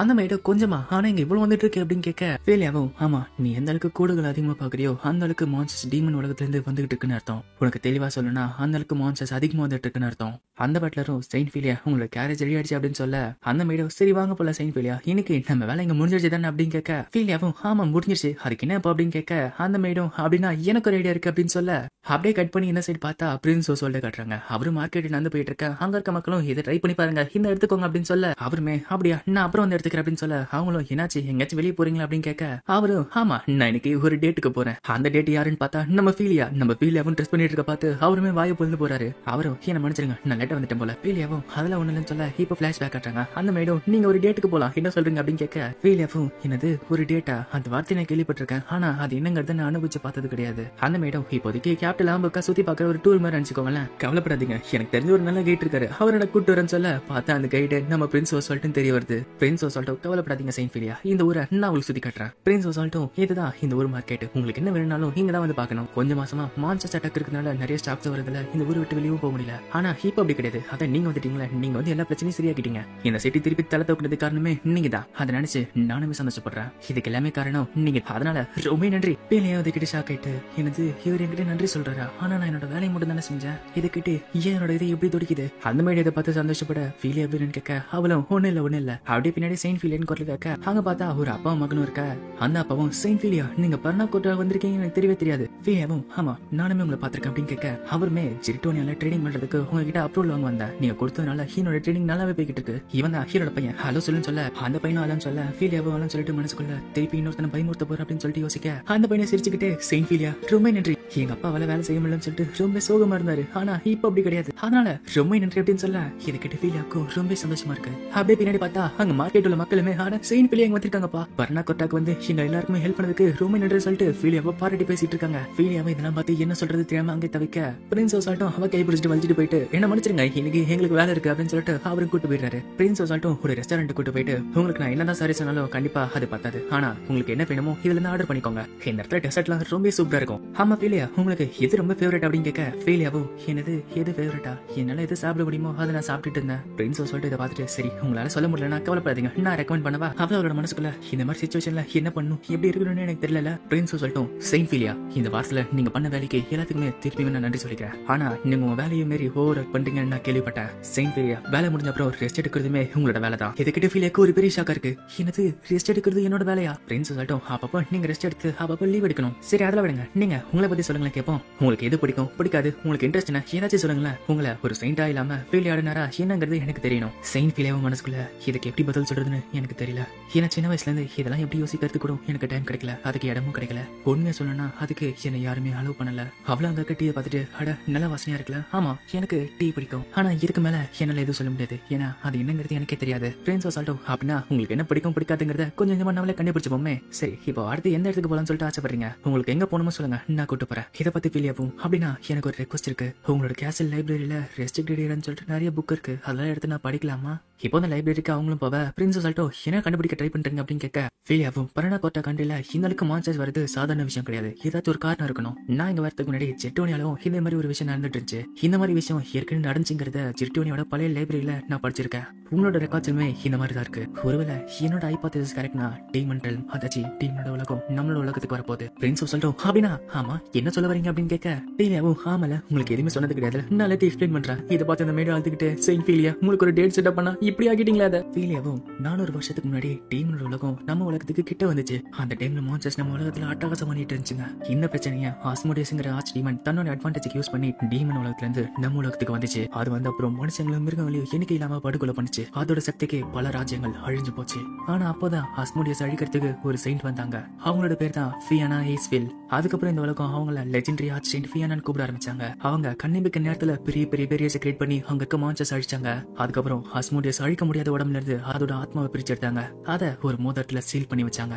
அதுக்கப்புறம் இந்த உலகத்துக்கு அமைதி திரும்ப வந்துச்சு. இப்போ இந்த விஷயத்த பிரின்ஸோ சொல்லிட்டு தன்னோட மத்த நோபல்ஸ் கிட்ட சொல்ல அந்த நோபல்ஸும் அப்படின்னா திருப்பி அந்த பிரச்சனை வருதுன்னு சொல்றீங்களா அப்படின்னு கேட்க ஃபீலியாவோ ஆமா அது வரதுக்கு நிறையவே அறிகுறி இருக்கு அப்படின்னு சொல்ல அவளும் மனசுக்குள்ள நான் சொல்ல கேட்காம இந்த மாதிரி ஒரு மீட்டிங்க பிரின்ஸோ சொல்லிட்டு வச்சுட்டாரு. இப்போ மத்த நோபல்ஸோட ஒப்பீனியனை கேட்டுட்டு இருக்காரு. சரி அப்படி டீமன் உலகம் கிட்ட வந்தா என்ன நடக்கும் அப்படின்னு கேட்க ஃபீலியாவும் இப்ப வர மான்ஸ்டர்ஸோட 10 மடங்கு இல்ல 20 மடங்கு கூட அதிகமா மான்ஸ்டர் வர ஆரம்பிக்கும். பியானோ இதை கேட்டுட்டு எனது 20 மடங்கா இப்ப இருக்க மான்ஸ்டர்ஸ் தடுத்து ரொம்ப கஷ்டமா இருக்கு, 20 மடங்குனா என்ன ஆகும்? ஃபீலியாவும் ஆமா அப்படின்னு நினைச்சுனா பில்லர்ஸ் ஆஃப் லைட்டால கூட அதை தாக்கு பிடிக்க முடியாது. மத்த நோபல்ஸோ அப்படின்னா நம்ம மிலிட்டரி கூப்பிட்டோம்மா, ஆனா அப்படி பண்ணா நம்ம பட்ஜெட் அடி வாங்குமே, இந்த மாதிரி ஒருத்தவங்க சொன்னதை வச்சுக்கிட்டு நம்ம மொத்த பட்ஜெட் செலவு பண்ணணுமா அப்படின்னு சொல்லிட்டு பேசிட்டு இருக்க ஃபீலியாவும் மனசுக்குள்ள ஆமா நான் இன்னொரு கண்ட்ரில இருந்து வந்து பொண்ணு என் பேச்ச யாரு கேட்க போறா, அவளுக்குமே இதை நினைச்சு பழைய ஞாபகம் தான் வந்துட்டு இருக்கு. ஆனா பிரின்ஸ் சொல்லிட்டோம் சரி நம்மளோட பட்ஜெட்ல இருந்து டிஃபென்ஸ்ல 3 மடங்கு அதிகமாக்குவோம். இதுக்கிட்ட மத்த நோபல்ஸோ ஆனா ஏற்கனவே டைட்டா இருக்கு, இதுல இந்த பட்ஜெட் வரை இன்க்ரீஸ் பண்றீங்களா? பிரின்ஸ் சொல்லிட்டோம் என்னோட அப்பா கிட்டயும் அண்ணன் கிட்டயும் இதை பத்தி பேசுறேன், பட்ஜெட் எப்பயும் போல அப்படிதான் இருக்க போகுது, இதெல்லாம் நடக்காதுன்னு நானுமே நம்புறேன். ஆனா வருமுன் காப்போம் சொல்லிட்டு கேள்விப்பட்டிருக்கல, அதனால இதை நம்ம பண்ணுவோம். இது எல்லாத்துக்குமே நானே பொறுப்பெடுத்துக்கிறேன். நான் மிஸ் ஃபிலியா மேல அந்த அளவுக்கு நம்பிக்கை வச்சிருக்கேன். அவங்க வந்த ஒரு வாரத்துல நம்மளுக்கு எவ்வளவு செஞ்சிருக்காங்க, அதனால திருப்பி நம்ம ஏதாவது செஞ்சாகணும்ல, அதனால நான் என்னோட நம்பிக்கையை அவங்க மேல வைக்கிறேன். சரி சொல்லுங்க யாருக்காச்சும் அப்ஜெக்ஷன் இருக்கா அப்படின்னு கேட்க அந்த நோபல்ஸுமே சைலண்ட் ஆயிட்டாங்க. இதை பத்தி ஃபீலியாக்கும் ஷாக்கா இருக்கு. இவர் எப்படி இந்த அளவுக்கு கான்பிடென்டா இருக்காரு? ஒருவேளை இது தப்பா போச்சுன்னா அவரோட பதவி அவரை விட்டு போயிடும். அவர் ராயல்ட்டியா இருந்தாலுமே ஒரு ராஜ்யத்தோட காசை இந்த மாதிரி வேஸ்ட் பண்ணா கண்டிப்பா அதுக்கு நிறைய விளைவுகள் இருக்கு. அவருக்கு ஹெல்ப் பண்றதுக்கு ஏதாச்சும் எனக்கு வழி இருக்கா? இப்போ அங்க இருக்க மிலிட்டரி ஃபோர்ஸ் கூப்பிட்டு இந்த நேரத்துல நம்மளோட ஆளுங்களை நிக்க வைக்கலாம், இது ஓகேவா அப்படின்னு கேட்க ஃபீலியாவும் இதெல்லாம் பார்த்ததுன்னு சொல்ல இதுகிட்ட அவங்களுக்கு இன்னுமே ஷாக்கா இருக்கு. பிரின்ஸோ சொல்லிட்டோம் அப்ப கஷ்டம் தான், நம்ம கிட்ட இவ்வளவுதான் சொல்லிச்சு இருக்காங்களே. அவ்வளவு அவரோட மனசுக்குள்ள தங்கச்சி யோசிச்சு பார்த்துட்டு இருந்தாலுமே இங்க இருக்க மக்களை நான் காப்பாத்தி ஆகணும், நான் பாதுகாக்கணும், இதை சரி கட்டுறதுக்கு ஒரு வழி இருக்கு. இந்த மொத்த கிங்டம் மேலேயும் கிரேட் பியூரிபிகேஷன் சர்க்கிளை போட்டா கண்டிப்பா நம்ம தான் ஜெயிப்போம். இதுக்கிட்ட மத்தவங்களும் என்னது கிரேட் பியூரிபிகேஷன் சர்க்கிளா, ஆனா அது ஏன்ஷியன்ட் மேஜிக் ஆச்சு, அது எப்படி என்ன பண்ணணும்னு யாருக்குமே தெரியாது. ஃபீலியாவும் என்னால இதை பண்ண முடியும். சாதாரண பில்லர் ஆஃப் லைட்ல மான்ஸ்டர் மேலேயே இந்த பேரியர் கிரியேட் பண்ணுவோம். ஆனா இது கிங்டம் சுத்தி போறதுனால இதுக்குள்ள மான்ஸ்டர் வந்தா அந்த மான்ஸ்டர் அழிஞ்சு போயிடும். ஆனா இது ஒரு பிரச்சனை இருக்கு. மத்தவங்கள என்னன்னு கேட்க ஃபீலியாவும் இந்த கிரேட் சர்க்கிளை நான் பண்ணோம்னா இதோட சென்டர்ல நான் இருக்கணும். இந்த பேரியரை நான் கிரியேட் பண்ற வரைக்கும் என்னால கேபிட்டல் விட்டு நகர முடியாது. உங்களுக்கு புரியுற மாதிரி சொல்லணும்னா என்னோட டே டு டே சைன்டோட கடமைகளை என்னால செய்ய முடியாது. இதுக்கிட்ட அங்க இருக்கிறவங்களும் அட அவ்வளவுதானே நான் கூட என்னவோ ஏதோன்னு பயந்தே போயிட்டேன்ப்பா அப்படின்னா நீங்க தாராளமா செய்யலாம். ஏற்கனவே கஷ்டப்பட்டு வச்சுட்டு இருக்கீங்க. ஆனா இந்த ரிச்சுவல் செய்யும் போது கண்டிப்பா ரொம்ப டயர்ட் ஆவீங்களா? ஃபீலியாவும் இல்ல இது ஒரு வாட்டி கிரியேட் பண்ணா போதும், திருப்பி கிரியேட் பண்ண தேவையில்ல. பிரின்ஸோ சொல்லிட்டோம் அப்படின்னா நமக்கு ஏத்த மாதிரியே ஒரு சொல்யூஷன் கிடைச்சிச்சுல, அப்புறம் என்ன பிரச்சனை? ஆனாலுமே ஃபீலியா சோகமா இருக்கா. இவ பிரின்ஸோ சொல்லிட்டு தனியா வந்துட்டு என்னாச்சு ஏன் சோகமா இருக்கீங்க கேட்க ஃபீலியாவும் ஒண்ணும் இல்ல என்னோட தங்கச்சி பத்தி தான் யோசிச்சுட்டு இருக்கேன். மியா ஒரு எக்ஸலன்ட் செயின்ட் தான், ஆனா அவளுக்கு ஏன்ஷியன்ட் ரிச்சுவல் பத்தி தான் சுத்தமா தெரியாது. அவளால இந்த கிரேட் பியூரிபிகேஷன் சர்க்கிளை உருவாக்க முடியாது. பிரின்ஸ் சொல்லிட்டோம் அப்படின்னா நீங்க உங்க தங்கச்சி பத்தி கவலைப்படுறீங்களா அப்படின்னு கேட்க ஃபீலியாவும் ஷாக் ஆயிட்டு என்ன மன்னிச்சிருங்க நான் பர்னாக்கோட்டையில இருக்கேன், நான் அதை பத்தி எல்லாம் யோசிக்க கூடாதுல அப்படின்னு சொல்ல பிரின்ஸ் சொல்லிட்டோம் அட அதெல்லாம் பத்தி ஏன் கவலைப்படுறீங்க, ஒரு அக்கா தங்கச்சி பத்தி கவலைப்படாதவங்க என்ன அக்கா, கவலைப்படாம உங்க தங்கச்சிக்கு நீங்க தாராளமா ஹெல்ப் பண்ணலாம். ஃபீலியாவும் இதுகிட்ட ஷாக் ஆயிட்டு அப்படின்னா நான் அவளுக்கு ஒரு லெட்டரா சென்ட் பண்றேன் அப்படின்றா. அப்படியே கட் பண்ணி இந்த சைடு பார்த்தா மியாவுமே கோவத்துல என்னோட சிஸ்டர் என்கிட்ட ஒரு வார்த்தையும் சொல்லாம இந்த ராஜ்யத்தை விட்டு போக மாட்டாங்க, அப்பாவும் அம்மாவும் என்னோட அக்கா அவளோட விருப்பத்தோட போகணும்னு சொல்லிட்டு இருக்காங்க அப்படின்னா அவளோட ஃபியான்சே பிரின்ஸ் ஜூலியஸ் கிட்ட என்னங்கிறத நான் கேட்கறேன். இப்ப அவளு உள்ள போவ அந்த பிரின்ஸ் ஜூலியஸும் ஒரு பொக்கே வச்சுக்கிட்டு நீ என்னோட ஒய்ஃபா மாறியா அப்படின்னு கேட்க இதுகிட்ட மியா ரொம்ப ஷாக் ஆகிறா. என்ன சொல்லிட்டு இருக்காவ, என்ன நடந்துட்டு இருக்கீங்க? என்னோட அக்கா எழுந்தது நினைச்சு இவன் சோகமா இருக்கணும், ஆனா அவளோட தங்கச்சிக்கு இவன் ப்ரப்போஸ் பண்ணிட்டு இருக்கான். இப்பதான் மியாக்கு என்ன நடந்துங்கிறது கொஞ்சம் கொஞ்சமா புரிய வருது. என்னோட அப்பா அம்மா எங்க அக்கா போனது நினைச்சு சோகமே இல்லாம இருந்தாங்க அப்படின்னா அவங்களுக்கு ஏதாச்சும் தெரிஞ்சிருக்குமா? பிரின்ஸ் ஜூலியஸும் இதுக்கு நீ ஏத்துக்கிறியா அப்படின்னு கேட்க மியாவும் மனசுக்குள்ள உன்னோட கனவுல கூட அது நடக்காது, ஆனா என்ன நடந்துச்சு தெரிஞ்சுக்கிறத நான் தெரிஞ்சுக்கணும்னா இவனோட வாயால நான் அதை கேட்டதா உண்டு. இத நான் செஞ்சதா அவளும் சொல்லிட்டு அவளுக்கு அடிக்கிட்டு எனக்கு கொஞ்சம் டைம் கொடுங்க அப்படின்னு கேட்க அந்த பிரின்ஸும் கண்டிப்பா நான் தான் அவசரப்பட்டுட்டு நினைக்கிறேன். மியாவும் மனசுக்குள்ள இப்போ இவனை நான் பக்கச்சிக்க கூடாது, அவளை சீக்கிரத்துல இவனை ரிஜெக்ட் பண்ணக்கூடாது, இவனை டிஸ்ட்ராக்ட் பண்ணணும், இவனை வேற மாதிரி யோசிக்க வைக்கணும். அதுக்கப்புறம் கடைசியா எனக்கு தேவையான இன்ஃபர்மேஷனை நான் வெளியே எடுக்கிறேன். நான் ஒன்னும் அந்த அளவுக்கு யோசிக்கிறவளோ அந்த அளவுக்கு புத்திசாலியே கிடையாது. ஆனா என்னோட அக்காக்காக நான் என்னவா வேணாலும் மாறுவேன். அன்னையில இருந்து நான் என்னோட இன்வெஸ்டிகேஷனை ஆரம்பிச்சேன். என்னோட அப்பா டெஸ்க்ல ஒரு புது மேன்ஷனுக்கான பிளான்லாம் பார்த்தேன். என்னோட அம்மா ரூம்ல புதுசா நகைகளை பார்த்தேன். ஒவ்வொரு நாள் அந்த பிரின்ஸ் டேட்டின் கூப்பிடுறப்ப என்னோட பல்ல கடிச்சிட்டு நான் பொறுத்துக்கிட்டு இருந்தேன். அதே டைம் என்னோட செயின்டோட கடமையை நான் செஞ்சுக்கிட்டு இருந்தேன். என்னோட அக்கா போனதுல இருந்து இங்க வரும் மார்ச்சஸ் எல்லாம் ரொம்ப அதிகமாகிட்டே இருக்கு. என்னோட முழு சக்தி யூஸ் பண்ணதா இதுங்களை தடுத்து நிறுத்தவே முடியுது. இவரோட அப்பா அம்மாவும் இதுக்காக மியா இவ்வளவு டைம் எடுத்துக்கிறா, பிரின்ஸ் ஜூலியஸ் தன்னோட மைண்ட மாத்திக்க போறாரு அப்படின்னு பார்த்தா ஃபீலியா இவ்வளவு நாள் சென்ட் பண்ண லெட்டர்லாம் இவங்க போட்லும் கட்டி வச்சிருக்காங்க. அவங்க அப்பாவும் கவலைப்படாதா, இதெல்லாம் அவ கைக்கு போகாதுன்னு சொல்லிட்டு அதை அங்கேயே எரிச்சிடுறாங்க. மியாவும் இன்னைக்குதான் அந்த பிரின்ஸ் வாயிலிருந்து இன்ஃபர்மேஷனை நான் கறக்க போறேன் அப்படின்னு போய்கிட்டு இருக்க வழியில அங்க நோபெல்லாம் பேசிட்டு இருக்கத இவ ஓட்டு கேட்கிறா. அங்க இருக்கிறவங்களும் மார்க்கிஸ் அடனர் ரொம்ப புத்திசாலி தான் போல. அவன் தன்னோட பொண்ணு ஒரு பாரமா பார்த்தான். அவளை இன்னொரு கண்ட்ரிக்கு வித்து பணமும் பதவியும் பார்த்துட்டான். இன்னொருத்தனும் நான் கேள்விப்பட்டேன் பிரின்ஸ் ஜூலியஸும் அவரு சேர்ந்ததா செயின்ட் ஃபீலியாவை இன்னொரு கண்ட்ரிக்கு வித்ததா பேசிட்டு இருக்காங்களே. இதை கேட்டு மியாக்கு ரொம்ப ஷாக்கா இருக்கு. அவங்களுமே நம்மளோட பழைய சென்ட் ஊரு தான் இருப்பாங்க. இருந்தாலுமே அவளோட ஃபியான்ஸும் அவளோட சொந்த அப்பா அம்மாவை இன்னொரு கண்ட்ரிக்கு அவளை வைக்கிறாங்க தெரிஞ்ச அப்புறம் அவ எவ்வளவு கஷ்டப்படுவா. அவங்களுமே நம்மளோட ராஜா படுத்த படுக்கையா இருக்காரு. இந்த டைம்ல இதெல்லாத்தையும் செஞ்சிருக்கானுங்களா. இதனால அந்த செயின்டோட அப்பா மார்க்கிஸ்க்கு நிறைய பணமும் பதவியும் வந்திருக்கு. இந்த பணத்தை வச்சுக்கிட்டு ஒரு புது எஸ்டேட்டை கட்டிட்டு இருக்காராம்பா. மியா இதெல்லாத்தையும் கட்டிட்டு இப்ப எனக்கு புரிய வருது. அப்போ அவங்கதான் என்னோட சிஸ்டரை வித்திருக்காங்கல்ல. என்னோட அப்பா அம்மாவும் நல்லவங்கிறத நான் நம்ப ட்ரை பண்ணேன். என்னோட அக்காவை அந்த மாதிரி ட்ரீட் பண்ணும்போது எனக்கு கேள்விகள் இருந்துச்சு. ஆனா உண்மையை அவங்க காட்டின பாசம் என் கண்ணு மறைச்சிருச்சு. அப்படின்னா அக்கா இந்த அளவுக்கு கஷ்டத்தை பொறுத்துக்கிட்டு எனக்காக என் கூட வாழ்ந்தீங்களா, என்ன மன்னிச்சிருங்க அக்கா. இப்போ அடுத்த நாள் அந்த பிரின்ஸுமே சரி இன்னைக்கு என்னோட ஆஃபரை நீ ஏத்துக்க போறியா அப்படின்னு கேட்க மியாவும் பிரின்ஸ் என்னோட அக்கா அவளோட விருப்பத்தோடைய பர்ணாகோட்டக்கு போனாங்க அப்படின்னு கேட்க அந்த பிரின்ஸும் இதை உங்ககிட்ட எத்தனை வாட்டி தான் சொல்றது எனக்கு தெரியல. ஃபீலியா எங்களோட என்கேஜ்மெண்ட் ரத்து செஞ்சுட்டு அவ அந்த நாட்டுக்கு போயிட்டா. அவ இந்த மாதிரி செய்வான்னு எனக்கு அப்பவே தெரியும். அவ எவ பார்த்தாலும் திறமையை பத்தி பேசிக்கணும்னு நினைக்கிறவ அவ அப்படித்தானே செய்வா. அவ இந்த மாதிரி நிறைய காரியங்கள் செஞ்சதுனால எனக்கு நிறைய பிரச்சனை தான் வந்துச்சு. ஆனா அதே டைம் உன்னை பாத்தியா மியா, நீ உன்னோட வேலையை மட்டும் தான் செஞ்ச, மத்தவனோட வேலையில மூக்கு நாளைச்சு வேற ஏதோ சொதப்பாம இருந்த. எல்லாருக்குமே என்னை சேர்த்து உன்னோட சிரிப்பு ரொம்ப பிடிக்கும். என்ன பொறுத்த வரைக்கும் நீ தான் greatest saint of all time. என்னோட அப்பா சொன்னதால தான் சரி ஃபீலாக்கு போனா போதுன்னு சொல்லிட்டு அந்த டைட்டில் கொடுக்க நான் ஒத்துக்கிட்டேன். இது கிட்டக்கிட்டு மியாவும் இருக்காம பிரின்ஸ் உங்களோட ப்ரொபோசலை நான் ஏத்துக்கிறேன். அவளோட மனசுக்குள்ள இவன் கூட நான் எங்கேஜ் ஆகிறேன். இவனுக்கு பூச்சிக்கட்ட சந்தோஷத்தை கொடுத்து ஒரு கடிவாளத்தை போட்டு வைக்கிறேன். அதுக்கப்புறம் எனக்கு தோன்றப்ப நேரம் சரியா இருக்கிறப்ப அப்போ நான் துரோகம் செஞ்சு இவனுக்கு வழி என்னங்கிறத நான் காட்டுறேன். என்னோட அக்காக்கு நீ துரோகம் செஞ்சல, உனக்கு அந்த வழியை நான் கொடுக்குறேன். இதுதான் உன்னோட முடிவா இருக்க போது. நீ அவன் தன்னோட அக்கா ஃபீலியாக்கு லெட்டர் எழுதுறா. அவளுமே சிட்டோனால இப்ப மான்ஸ்டர் அதிகமா வந்துட்டு இருக்கு. இதுல ஜெரிட்டோனியா மக்கள் நிறைய பாதிக்கப்படுறாங்க. அதனால அக்கா உங்களோட உதவி எனக்கு தேவை. பிரின்ஸ் ஜூலியஸ் இந்த ராஜ்யத்தை பத்தி யோசிக்காம தான் இஷ்டத்துக்கு பண்ணிக்கிட்டு இருக்கான். கொஞ்சமாச்சு கவலைப்பட்டு இருந்தா அவன் இந்த மாதிரி உங்களை வித்திருக்க மாட்டான். அவளை இதை பார்த்து அந்த பேப்பரை கசக்கி போட்டுட்டு திருப்பியுமே அதை எழுதுறா. இந்த மாதிரி வித்தியாசமா நடந்துட்டு இருக்கிறது உங்களுக்குமே தெரிஞ்சா எனக்கு என்னங்கிறத சொல்லுங்க. நீங்க அந்த நாட்டுக்கு போன அப்புறம் என்னாச்சு ஏதுங்கிறத ஒரு லெட்டர் கூட எனக்கு வரல. அதனால தான் இந்த லெட்டரை உங்களுக்கு நான் எழுதுறேன். ஒருவேளை அங்கேயுமே இந்த மாதிரி வித்தியாசமா நடந்தா என்னோட அக்கா கண்டிப்பா என்ன கூப்பிட்டுருப்பாங்க. ஆனா அவங்க எதுவுமே சொல்லாம இருக்கிறதுக்கு காரணம் அக்கா நீங்க அங்கேயுமே கஷ்டப்படாம தானே இருக்கீங்க. உங்களுக்கு நாங்க யாராச்சும் இருக்காங்களா? இந்த சைடு பர்னா கோட்டால இப்போ ஃபீலியாவுமே அந்த பேரை கிரியேட் பண்றதுக்கு அங்க சர்ச்சில் வர அங்க மக்களுமே அவளை காத்துட்டு இருக்காங்க. ஃபீலியாவும் ஆனா இங்க என்ன இவ்வளவு பேர் பாத்துட்டு இருக்காங்க அப்படின்னு கேட்க பிரின்ஸ் சொல்லிட்டு புது செயின்டா அவங்களை இன்ட்ரோடியூஸ் பண்றதுக்கு இது ஒரு நல்ல வாய்ப்பா இருக்கும்னு சொல்லிட்டு எங்க அப்பா சொன்னாரு. இது எல்லாருக்குமே செய்யறதுக்கு ஒரு நல்ல வாய்ப்பு தான். இருந்தாலுமே ஃபீலியாவும் பரவாயில்ல எனக்கு அந்த பிரச்சனையெல்லாம் சொல்ல அந்த இடத்துக்கு அந்த கிரவுன் பிரின்ஸ் வராரு. அந்த பிரின்ஸ் ரேயாட்டும் நீங்க இன்னைக்கு ஒரு பெரிய விஷயம் பண்ண போறீங்கன்னு நான் கேள்விப்பட்டேன். அதனால தான் உங்களை பாக்குறதுக்கு நான் வந்திருக்கேன். உங்களை அந்த கண்ட்ரி கூட்டு வரது ஒரு நல்ல முடிதான் போல. ஆனா கூட்டு வரதுக்குள்ள நான் படாத பாடுபட்டுட்டேன். பிரின்ஸ் சொல்லிட்டு அந்த விஷயத்த ஹிப்பியா கொண்டு வரீங்க அப்படின்னு சொல்ல இப்ப ஃபீலியாவை கூப்பிட ஃபீலியாவுமே அங்க போறா. போறதுக்கு முன்னாடி பிரின்ஸ் சொல்லிட்டு ஃபீலியாவை கூப்பிட்டு இந்த ராஜ்யம் இப்போ உங்க கையில இருக்கு, அத பத்திரமா பாத்துக்கோங்க. ஃபீலியாவும் இந்த நாட்டு மக்கள் எல்லாருமே நல்லவங்களா இருக்காங்க, எல்லாருமே நியாயமாவும் இருக்காங்க, அன்பாவும் இருக்காங்க. நான் இந்த நாட்டுல பொறுக்கல, இருந்தாலுமே இங்க இருக்க மக்களை நான் பாதுகாக்கணும்னு ஆசைப்படுறேன். பர்னாகோட்டாவோட செயின்டா நான் எப்பவுமே இருக்கணும்னு ஆசைப்படுறேன். இப்போ ஃபீலியாமே அந்த கேட் பியூரிஃபிகேஷன் சர்க்கிள ஆரம்பிக்கிறா. ஃபீலியா கடவுள்கிட்ட வேண்டி அந்த சக்தியை கேதர் பண்றத மக்களை பார்த்து வாயா பறந்து போயிறாங்க. அங்க இருக்க பொண்ணும் அந்த செயின்ட பார்த்த கடவுள் மாதிரி இருக்காங்க அப்படின்றா. இப்போ அந்த பில்லரோட எனர்ஜில சேர்ந்துக்கிட்டு அங்க கிரேட் பியூரிஃபிகேஷன் சர்க்கிள் உருவாகுது. அது அந்த மொத்த கிங்டம் மேலே சூழ இப்போ அது ஆக்டிவேட் ஆகுது. ஃபீலியாவும் அது ஒரு வேளை முடிஞ்சது சொல்லிட்டு திரும்ப பார்த்தா அவளுக்கு ஒரு வாய்ஸ் கேக்குது. நான் உன்னை கண்டுபிடிச்சிட்டேன். இதுக்கிட்ட ஃபீலியாக்கு ஒன்னும் புரியல என்ன நடக்குதுங்க. ஆனா அங்க இருக்க மக்களும் செயின்ட் ஃபீலியா நல்ல வேலை செஞ்சீங்க, எல்லாமே சூப்பரா போச்சு. அங்க இருக்க எல்லாருமே செயின்ட் ஃபீலியாவை ரொம்ப பாராட்டி பேசிட்டு இருக்காங்க. இப்போ அடுத்த நாள் அந்த மெயின் லைனாவும் அங்க மார்க்கெட்டுக்கு போயிட்டு இருக்க. அட எல்லாமே நல்லா போய்கிட்டு இருக்கல அப்படின்னு சொல்ல அங்க இருக்க மக்களுமே செயின்ட் ஃபீலியாக்கு இது கொடுங்க சொல்லிட்டு எல்லாருமே கிஃப்டா கொடுத்துட்டு இருக்காங்க. அந்த மேடம் இது என்னால தூக்கிட்டுலாம் போக முடியாதுப்பா அப்படின்னு சொல்ல அங்க ஒரு சின்ன பொண்ணு வந்துட்டு இந்த செயின்ட் ஃபீலியா கொடுங்கன்னு சொல்லிட்டு ஒரு பூவை கொடுக்குறா.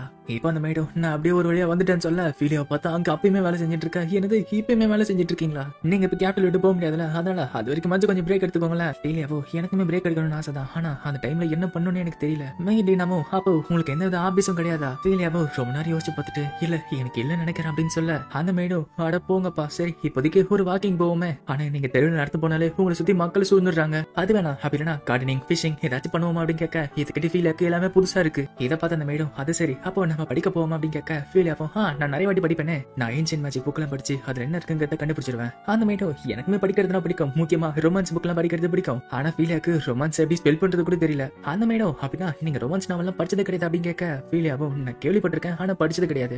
2 பேரும் ஒன்னா எப்படி வாழ்றதுங்கிறத சொல்றது தானே ரொமான்ஸ் நாவல் அப்படின்னு கேட்க அந்த மேடம் அப்படின்னு மொட்டையா அப்படி சொல்லக்கூடாது இருந்தாலுமே அப்படின்னு சொல்லலாம். சரி அதை விடுங்க உங்களுக்கு ரொமான்ஸ் இன்ட்ரெஸ்டே கிடையாது அப்படின்னு கேட்க ஃபீலியாவிலன்னு சொல்ல ஆனா நீங்க ரொம்ப அழகா இருக்கீங்களே. ஃபீலியாவோ உண்மையா சொல்லணும்னா அதுக்கு எனக்கு எந்த சான்ஸும் கிடைக்கவே இல்லை. இப்படி சொல்றப்ப அவளோட மனசுல பிரின்ஸ் சொல்லிட்டா ஞாபகம் வராரு. அந்த மேடம் அப்படின்னா எனக்கு பிடிச்ச ஃபேவரட் ரொமான்ஸ் நாவல நான் உங்களுக்கு தரனே அதை படிச்சுட்டு எப்படி இருக்கு நீங்களே சொல்லுங்களேன். ஃபீலியாவோ சரின்னு சொல்ல அந்த இடத்துக்கு பிரின்ஸ் சொல்லிட்டு வராரு. அவரும் மிஸ் ஃபீலியா உங்ககிட்ட ஒரு விஷயத்தை பத்தி பேசலாம்னு இங்க வந்தேன். முதல்ல அந்த விஷயத்தை பத்தி பேசுறதுக்கு முன்னாடி உங்ககிட்ட ஒரு விஷயத்த நான் எக்ஸ்பிளைன் பண்ணி ஆகணும். அது என்னன்னா உங்களை கூட்டு வரதுக்கு முன்னாடி எனக்கும் எங்க அண்ணனுக்கும் ஒரு சண்டை போச்சு. ஃபீலியாவோ ஆமா உங்க அண்ணா அதை பத்தி ஏதோ சர்ச்சில் சொன்னார்ல அப்படின்னு கேட்க பிரின்ஸ் சொல்லிட்டு நீங்க வரக்கூடாதுன்னு சொல்லிட்டு நான் சண்டை எல்லாம் போடல. ஆனா நான் உங்ககிட்ட முன்னாடி சொன்ன மாதிரி உங்களை காசு கொடுத்து வாங்குறது தப்புன்னு நான் சொன்னேன். ஆனா எங்க அண்ணா இந்த ராஜ்யத்துக்காக எந்த காரணமா இருந்தாலும் அதை ஒத்துக்கிட்டான். அதனால 2 பேருமே ஒரு பெரிய சண்டைக்குள்ள போனோம். உண்மையா சொல்லணும்னா இப்பயுமே ஒருத்தர் காசு கொடுத்து வாங்குறது ஒரு பெரிய தப்புன்னு நினைக்கிறவனா அந்த மாதிரி ஒரு விஷயத்த நான் திருப்பி செய்யவே கூடாதுன்னு நினைக்கிறேன். ஆனா அதுல உங்களை சந்திச்சதுல எனக்கு ரொம்ப சந்தோஷம். அதை நான் உங்ககிட்ட கிளியரா எக்ஸ்பிளைன் பண்ணணும்னு நினைச்சேன். என்ன தப்பா மிஸ் அண்டர்ஸ்டாண்டிங் நடக்கூடாதுல.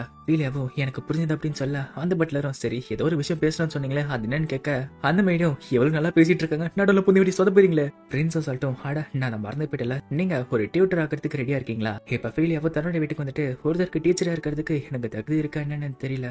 அந்த மேடம் என்ன பேசிட்டு இருக்கீங்க? நீங்க எல்லாருக்குமே நல்லா சொல்லி தரீங்க. அதனால கண்டிப்பா ஒரு நல்ல டீச்சராவே இருப்பீங்க. உங்களோட கடமையை பத்தி கேட்கறப்ப நீங்க நல்லாவே எக்ஸ்பிளைன் பண்ணீங்கல்ல. அதுவும் இல்லாம ஒரு சைன் ட்ரைனிங்ல இருக்கிறவங்க கண்டிப்பா உங்களுக்கு ஒரு நல்ல துணையா இருப்பாங்கல்ல. பிரின்ஸ் சொல்லிட்டு அந்த சைன் ட்ரைனிங்ல வரவங்க உங்களோட வயசுல கம்மின்னு சொன்னாங்க. அதனால எந்த பிரச்சனையும் இருக்காதுல. ஃபீலியாவதை கேட்டு அவளோட தங்கச்சி தான் அவளுக்கு ஞாபகம் வருது. அந்த மேடம் என்னாச்சு கேட்க ஃபீலியாவோ என்ன மன்னிச்சிரு நான் என்னோட தங்கச்சி பத்தி தான் யோசிச்சேன். அவளுக்கு நான் நிறைய லெட்டர் அனுப்பிச்சேன். ஆனா அதுக்கான பதில் எனக்கு திருப்பி வரவே இல்லை. அந்த பட்லரும் நான் அமிச்ச மெசேஜர் உங்க வீட்டுக்கு தான் டெலிவரி பண்ணாரு.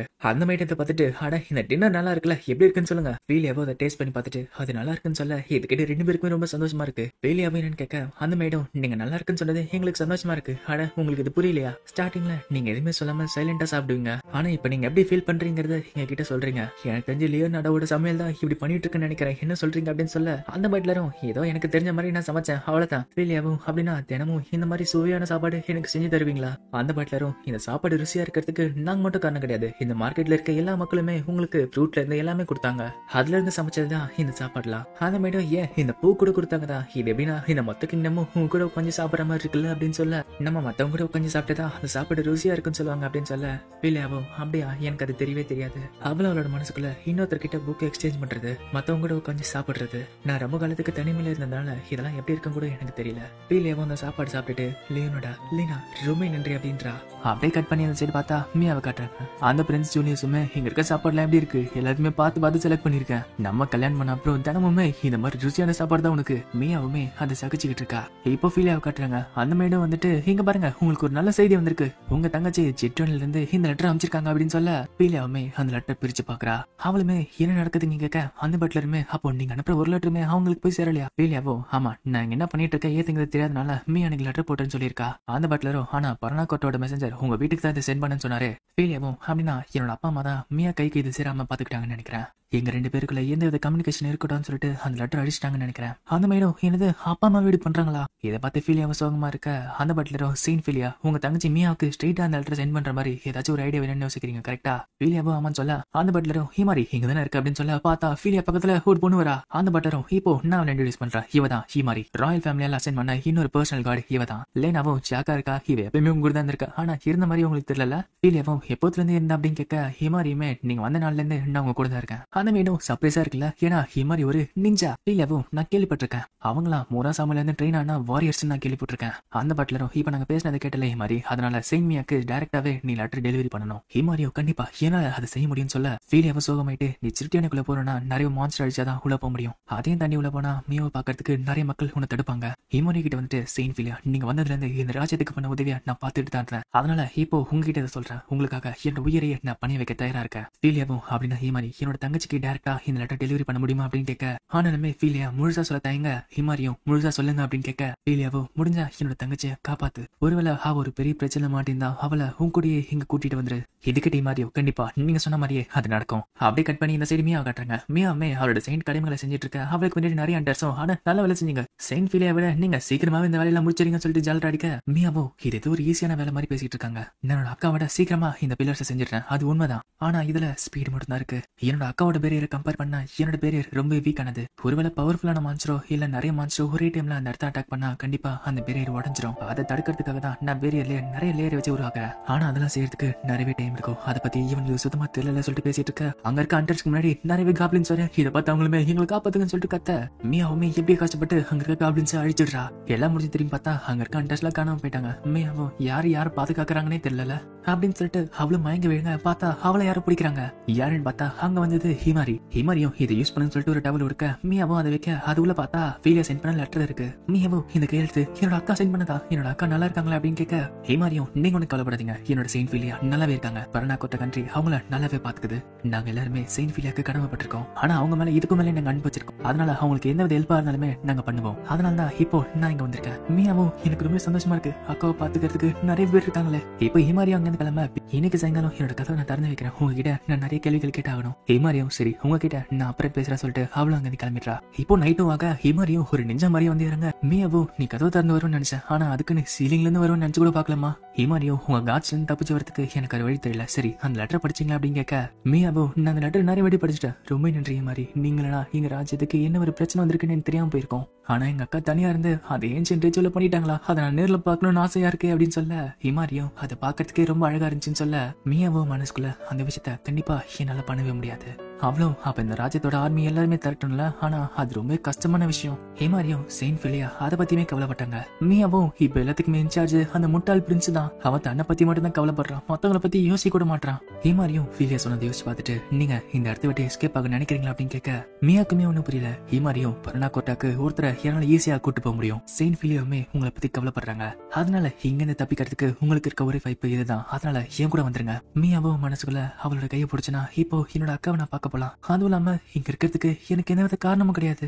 என்னோட அக்காவை வித்த ராஜ்யத்துக்கு நான் என்ன செய்யணும். இல்ல அவ டீச்சரா போட்டுதான் இருந்தாங்க. அவளுக்கு கீழே இருக்க யாருன்னு பார்த்தா அங்க வந்தது கிரேஸ் மடிலாஸ். இவதான் இப்போ செயின்டா இருக்கிறதுக்கு ட்ரைனிங் எடுக்க வந்திருக்கா. ஃபீலியாவும் கிரேஸ வரவேற்க, இதை பார்த்து அவளுமே செயின்ட் ஃபீலியா நான் உங்களோட பெரிய ரசிகை, உங்களை நேர்ல பாக்குறது எனக்கு அந்த அளவுக்கு சந்தோஷமா இருக்கு. என்னோட பேரு Grace Madilas, greatest saint of all time கீழே சீசனா இருக்கிறது எனக்கு ரொம்ப சந்தோஷமா இருக்கு. இதை பார்த்து ஃபீலியாக்கு ஒண்ணுமே புரியல. இப்போ ஒரு பிளாஷ்பேக் காட்டாங்க. அதுல பிரின்ஸ் ஓஸ்வால்ட்டும் நீங்க டியூட்டா இருக்கிறது தயாரா இருக்கீங்களா அப்படின்னு கேட்க, இதுக்கிட்ட ஃபீலியாவும் ரொம்ப யோசிக்கிறா. பிரின்ஸ் ஓஸ்வால்ட்டும் நீங்க மார்டிலஸ் ஃபேமிலி பத்தி கேள்விப்பட்டிருக்கீங்களா? ஃபீலியாவும் மார்டிலஸ் ஃபேமிலியா, கிங்டம் ஆஃப் போலம்ல இருக்க செயின்ட் ஃபேமிலி தானே அது. பிரின்ஸ் ஓஸ்வால்ட்டும் ஆமா, கிங்டம் ஆஃப் போலம்க்கு இவங்க தான் ஜெனரேஷனா செயின்ட்களை கொடுத்துட்டு இருக்காங்க. பர்னாகோட்டால இருக்க செயின்ட் ஃபேமிலி ஹெல்கிரான்ஸுமே அவங்கள இருந்து வந்தது தான். எங்க கண்ட்ரி இந்த அளவுக்கு அவங்களோட க்ளோஸா இருக்கிறதுனால மார்டிலஸ் கூட எங்களுக்கு நிறைய உறவு இருக்கு. அதனால அவங்க ஃபேமிலியோட 4வது பொண்ணான கிரேஸுக்கு நீங்க டியூட்டர் பண்ணணும்னு சொல்லிட்டு அவங்க கேட்டிருக்காங்க. இப்போ பிரசன்ட் காட்டுறாங்க. ஃபீலியாவும் பார்த்து ஒன்னும் புரியாம நிக்க, கிரேஸோட பட்லரும் என்ன மன்னிச்சிருங்க, இவங்க இப்பதான் ஆர்வக்குள்ளரா இருப்பாங்க, இவங்க உங்களோட பெரிய ஃபேன், அதனால தான் இப்படி பண்ணிட்டு இருக்காங்க.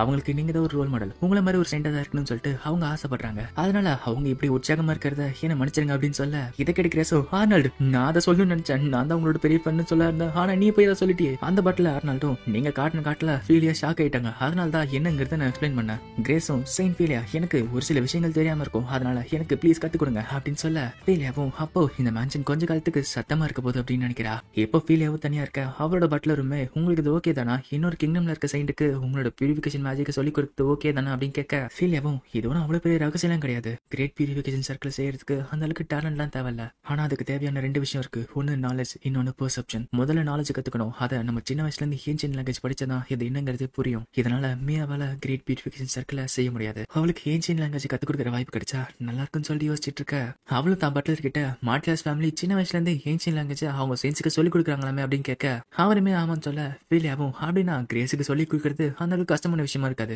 இப்போ ஃபீலியாவும் கிரேஸுக்கு அந்த ரிச்சுவலை சொல்லி கொடுக்க ஆரம்பிக்கிறா. கிரேஸ் பார்த்தா அவளா ஃபீலியா சொல்றது எல்லாமே பாத்துக்கிட்டு இருக்கா. ஃபீலியாவும் இந்த ஏன்ஷியன்ட் ரிச்சுவலை செய்யறதுக்கு 2 முக்கியமான விஷயம் நம்மளுக்கு தேவை. ஒன்னு நாலேஜ், இன்னொன்னு பெர்செப்ஷன், பார்வை. உனக்கு சின்ன வயசுல இருந்து ஏன்ஷியன்ட் லாங்குவேஜ் சொல்லி கொடுத்துருக்காங்க, அதனால அது பிரச்சனை கிடையாது. இப்ப இருக்க ஒரே பிரச்சனை பெர்செப்ஷன். முதல்ல நீ பாக்குற பார்வையை மாத்தணும். நம்ம உலகத்துல இருக்க நேச்சுரல் மேஜிக்கை நீ பார்க்கணும். அப்படி பண்ணாதான் உன்னால ஏன்ஷியன்ட் ரிச்சுவலை செய்ய முடியும். அதுக்கு தேவையான விஷயம் நம்மளுக்கு மானா. கிரேஸோ கண்டிப்பா, ஆனா மானானா என்ன அப்படின்னு கேட்க ஃபீலியாவோ அது என்னங்கிறது நான் சொல்றேன். நம்ம சாதாரணமா ஸ்பெல்ல கேஸ்ட் பண்ணும்போது நம்ம உடம்புல இருக்க மேஜிக்கை யூஸ் பண்ணுவோம். இதோட பேரை ஆர்டன் கூப்பிடுவோம். மானாங்கிறது நம்ம உலகத்துல சுத்தி இருக்க நேச்சுரல் மேஜிக் பவரை சொல்லுவோம். நிறைய ஏன்ஷியன்ட் ரிச்சுவல் எக்ஸாம்பிளுக்கு இந்த கிரேட் பியூரிஃபிகேஷன் சர்க்கிளுமே மானா வச்சுதான் நம்மளால செய்ய முடியும். ஏன்னா நமக்குள்ள இருக்க மேஜிக் பவர் அது அளவுக்கு பத்தாது. அந்த கேப் ஃபில் பண்றதுக்கு மானாவை யூஸ் பண்ணுவோம். அதனால தான் உனக்கு இருக்க ஃபர்ஸ்ட் சேலஞ்ச் மானாவை பாக்குறது. வெளியே எல்லாத்தையும் ஃபீல் பண்ணணும். சன்லைட், காத்து எல்லாத்தையுமே ஃபீல் பண்ணாதான் மானாவை உன்னால ஃபீல் பண்ண முடியும். கிரேஸோ நான் ட்ரை பண்ற சொல்லிட்டு ரொம்ப கஷ்டப்பட்டு இருக்க.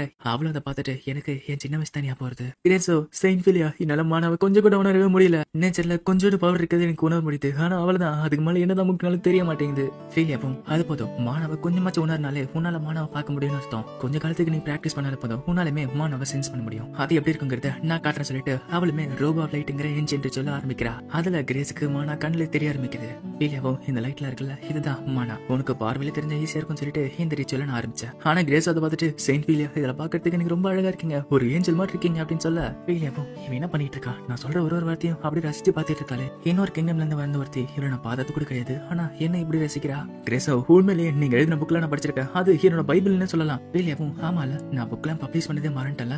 முதல்ல அந்த பப்ளிஷர் வந்து கேக்குறப்ப எனக்கு அந்த ஐடியா வேணும்னு சொல்லிட்டு ஊத்தி மூடிட்டேன். ஆனா கடைசியில ஒரு புக்கை எழுதி நான் பப்ளிஷும் பண்ணேன். ஃபீலியாவும் அந்த புக்ல நான் செயின்டா இருக்கும்போது என்னெல்லாம் கத்துக்கிட்டனோ அதை ஒரு கலெக்ஷனா வச்சு அந்த புக் எழுதினேன். இது ஒன்னும் பாராட்டுற அளவுக்கு ஒரு பெரிய விஷயம் கிடையாது. கிரேஸும் இல்ல இல்ல நான் கஷ்டத்துல இருக்கப்ப, நான் இருள இருக்கப்ப உங்க புக் தான் எனக்கு ஒரு வெளிச்சமா இருந்துச்சு. நான் செயின்ட் ஃபேமிலில என்னது டேலண்ட் இல்லாத என்னால அது பொண்ணு, அதனால என்னோட ட்ரைனிங்ல நான் ஸ்ட்ராங்கா இருக்கிறதுக்கு உங்களோட புக்கு தான் காரணமா இருந்துச்சு. அது படிச்சப்பறம் உங்களை மாதிரி ஸ்ட்ராங்கா இருக்கணும், உங்களை மாதிரி ஒரு செயின்டா மாறணும் தான் நான் ஆசைப்பட்டேன். உங்க புக்கு படிச்சப்பறம் தான் ஒருத்தர் கஷ்டப்பட்டா எந்த அளவுக்கு உயர முடியுங்கிறத நான் கத்துக்கிட்டேன். அதனால உங்க நேர்ல பார்த்து இந்த விஷயத்த நான் சொல்லணும்னு ஆசைப்பட்டேன். ரொம்ப நன்றி, நீங்க அந்த செயின்டா மாதிரி அந்த புக் எழுதினதுக்கு ரொம்ப நன்றி, நீங்க தான் என்ன காப்பாத்துனீங்க.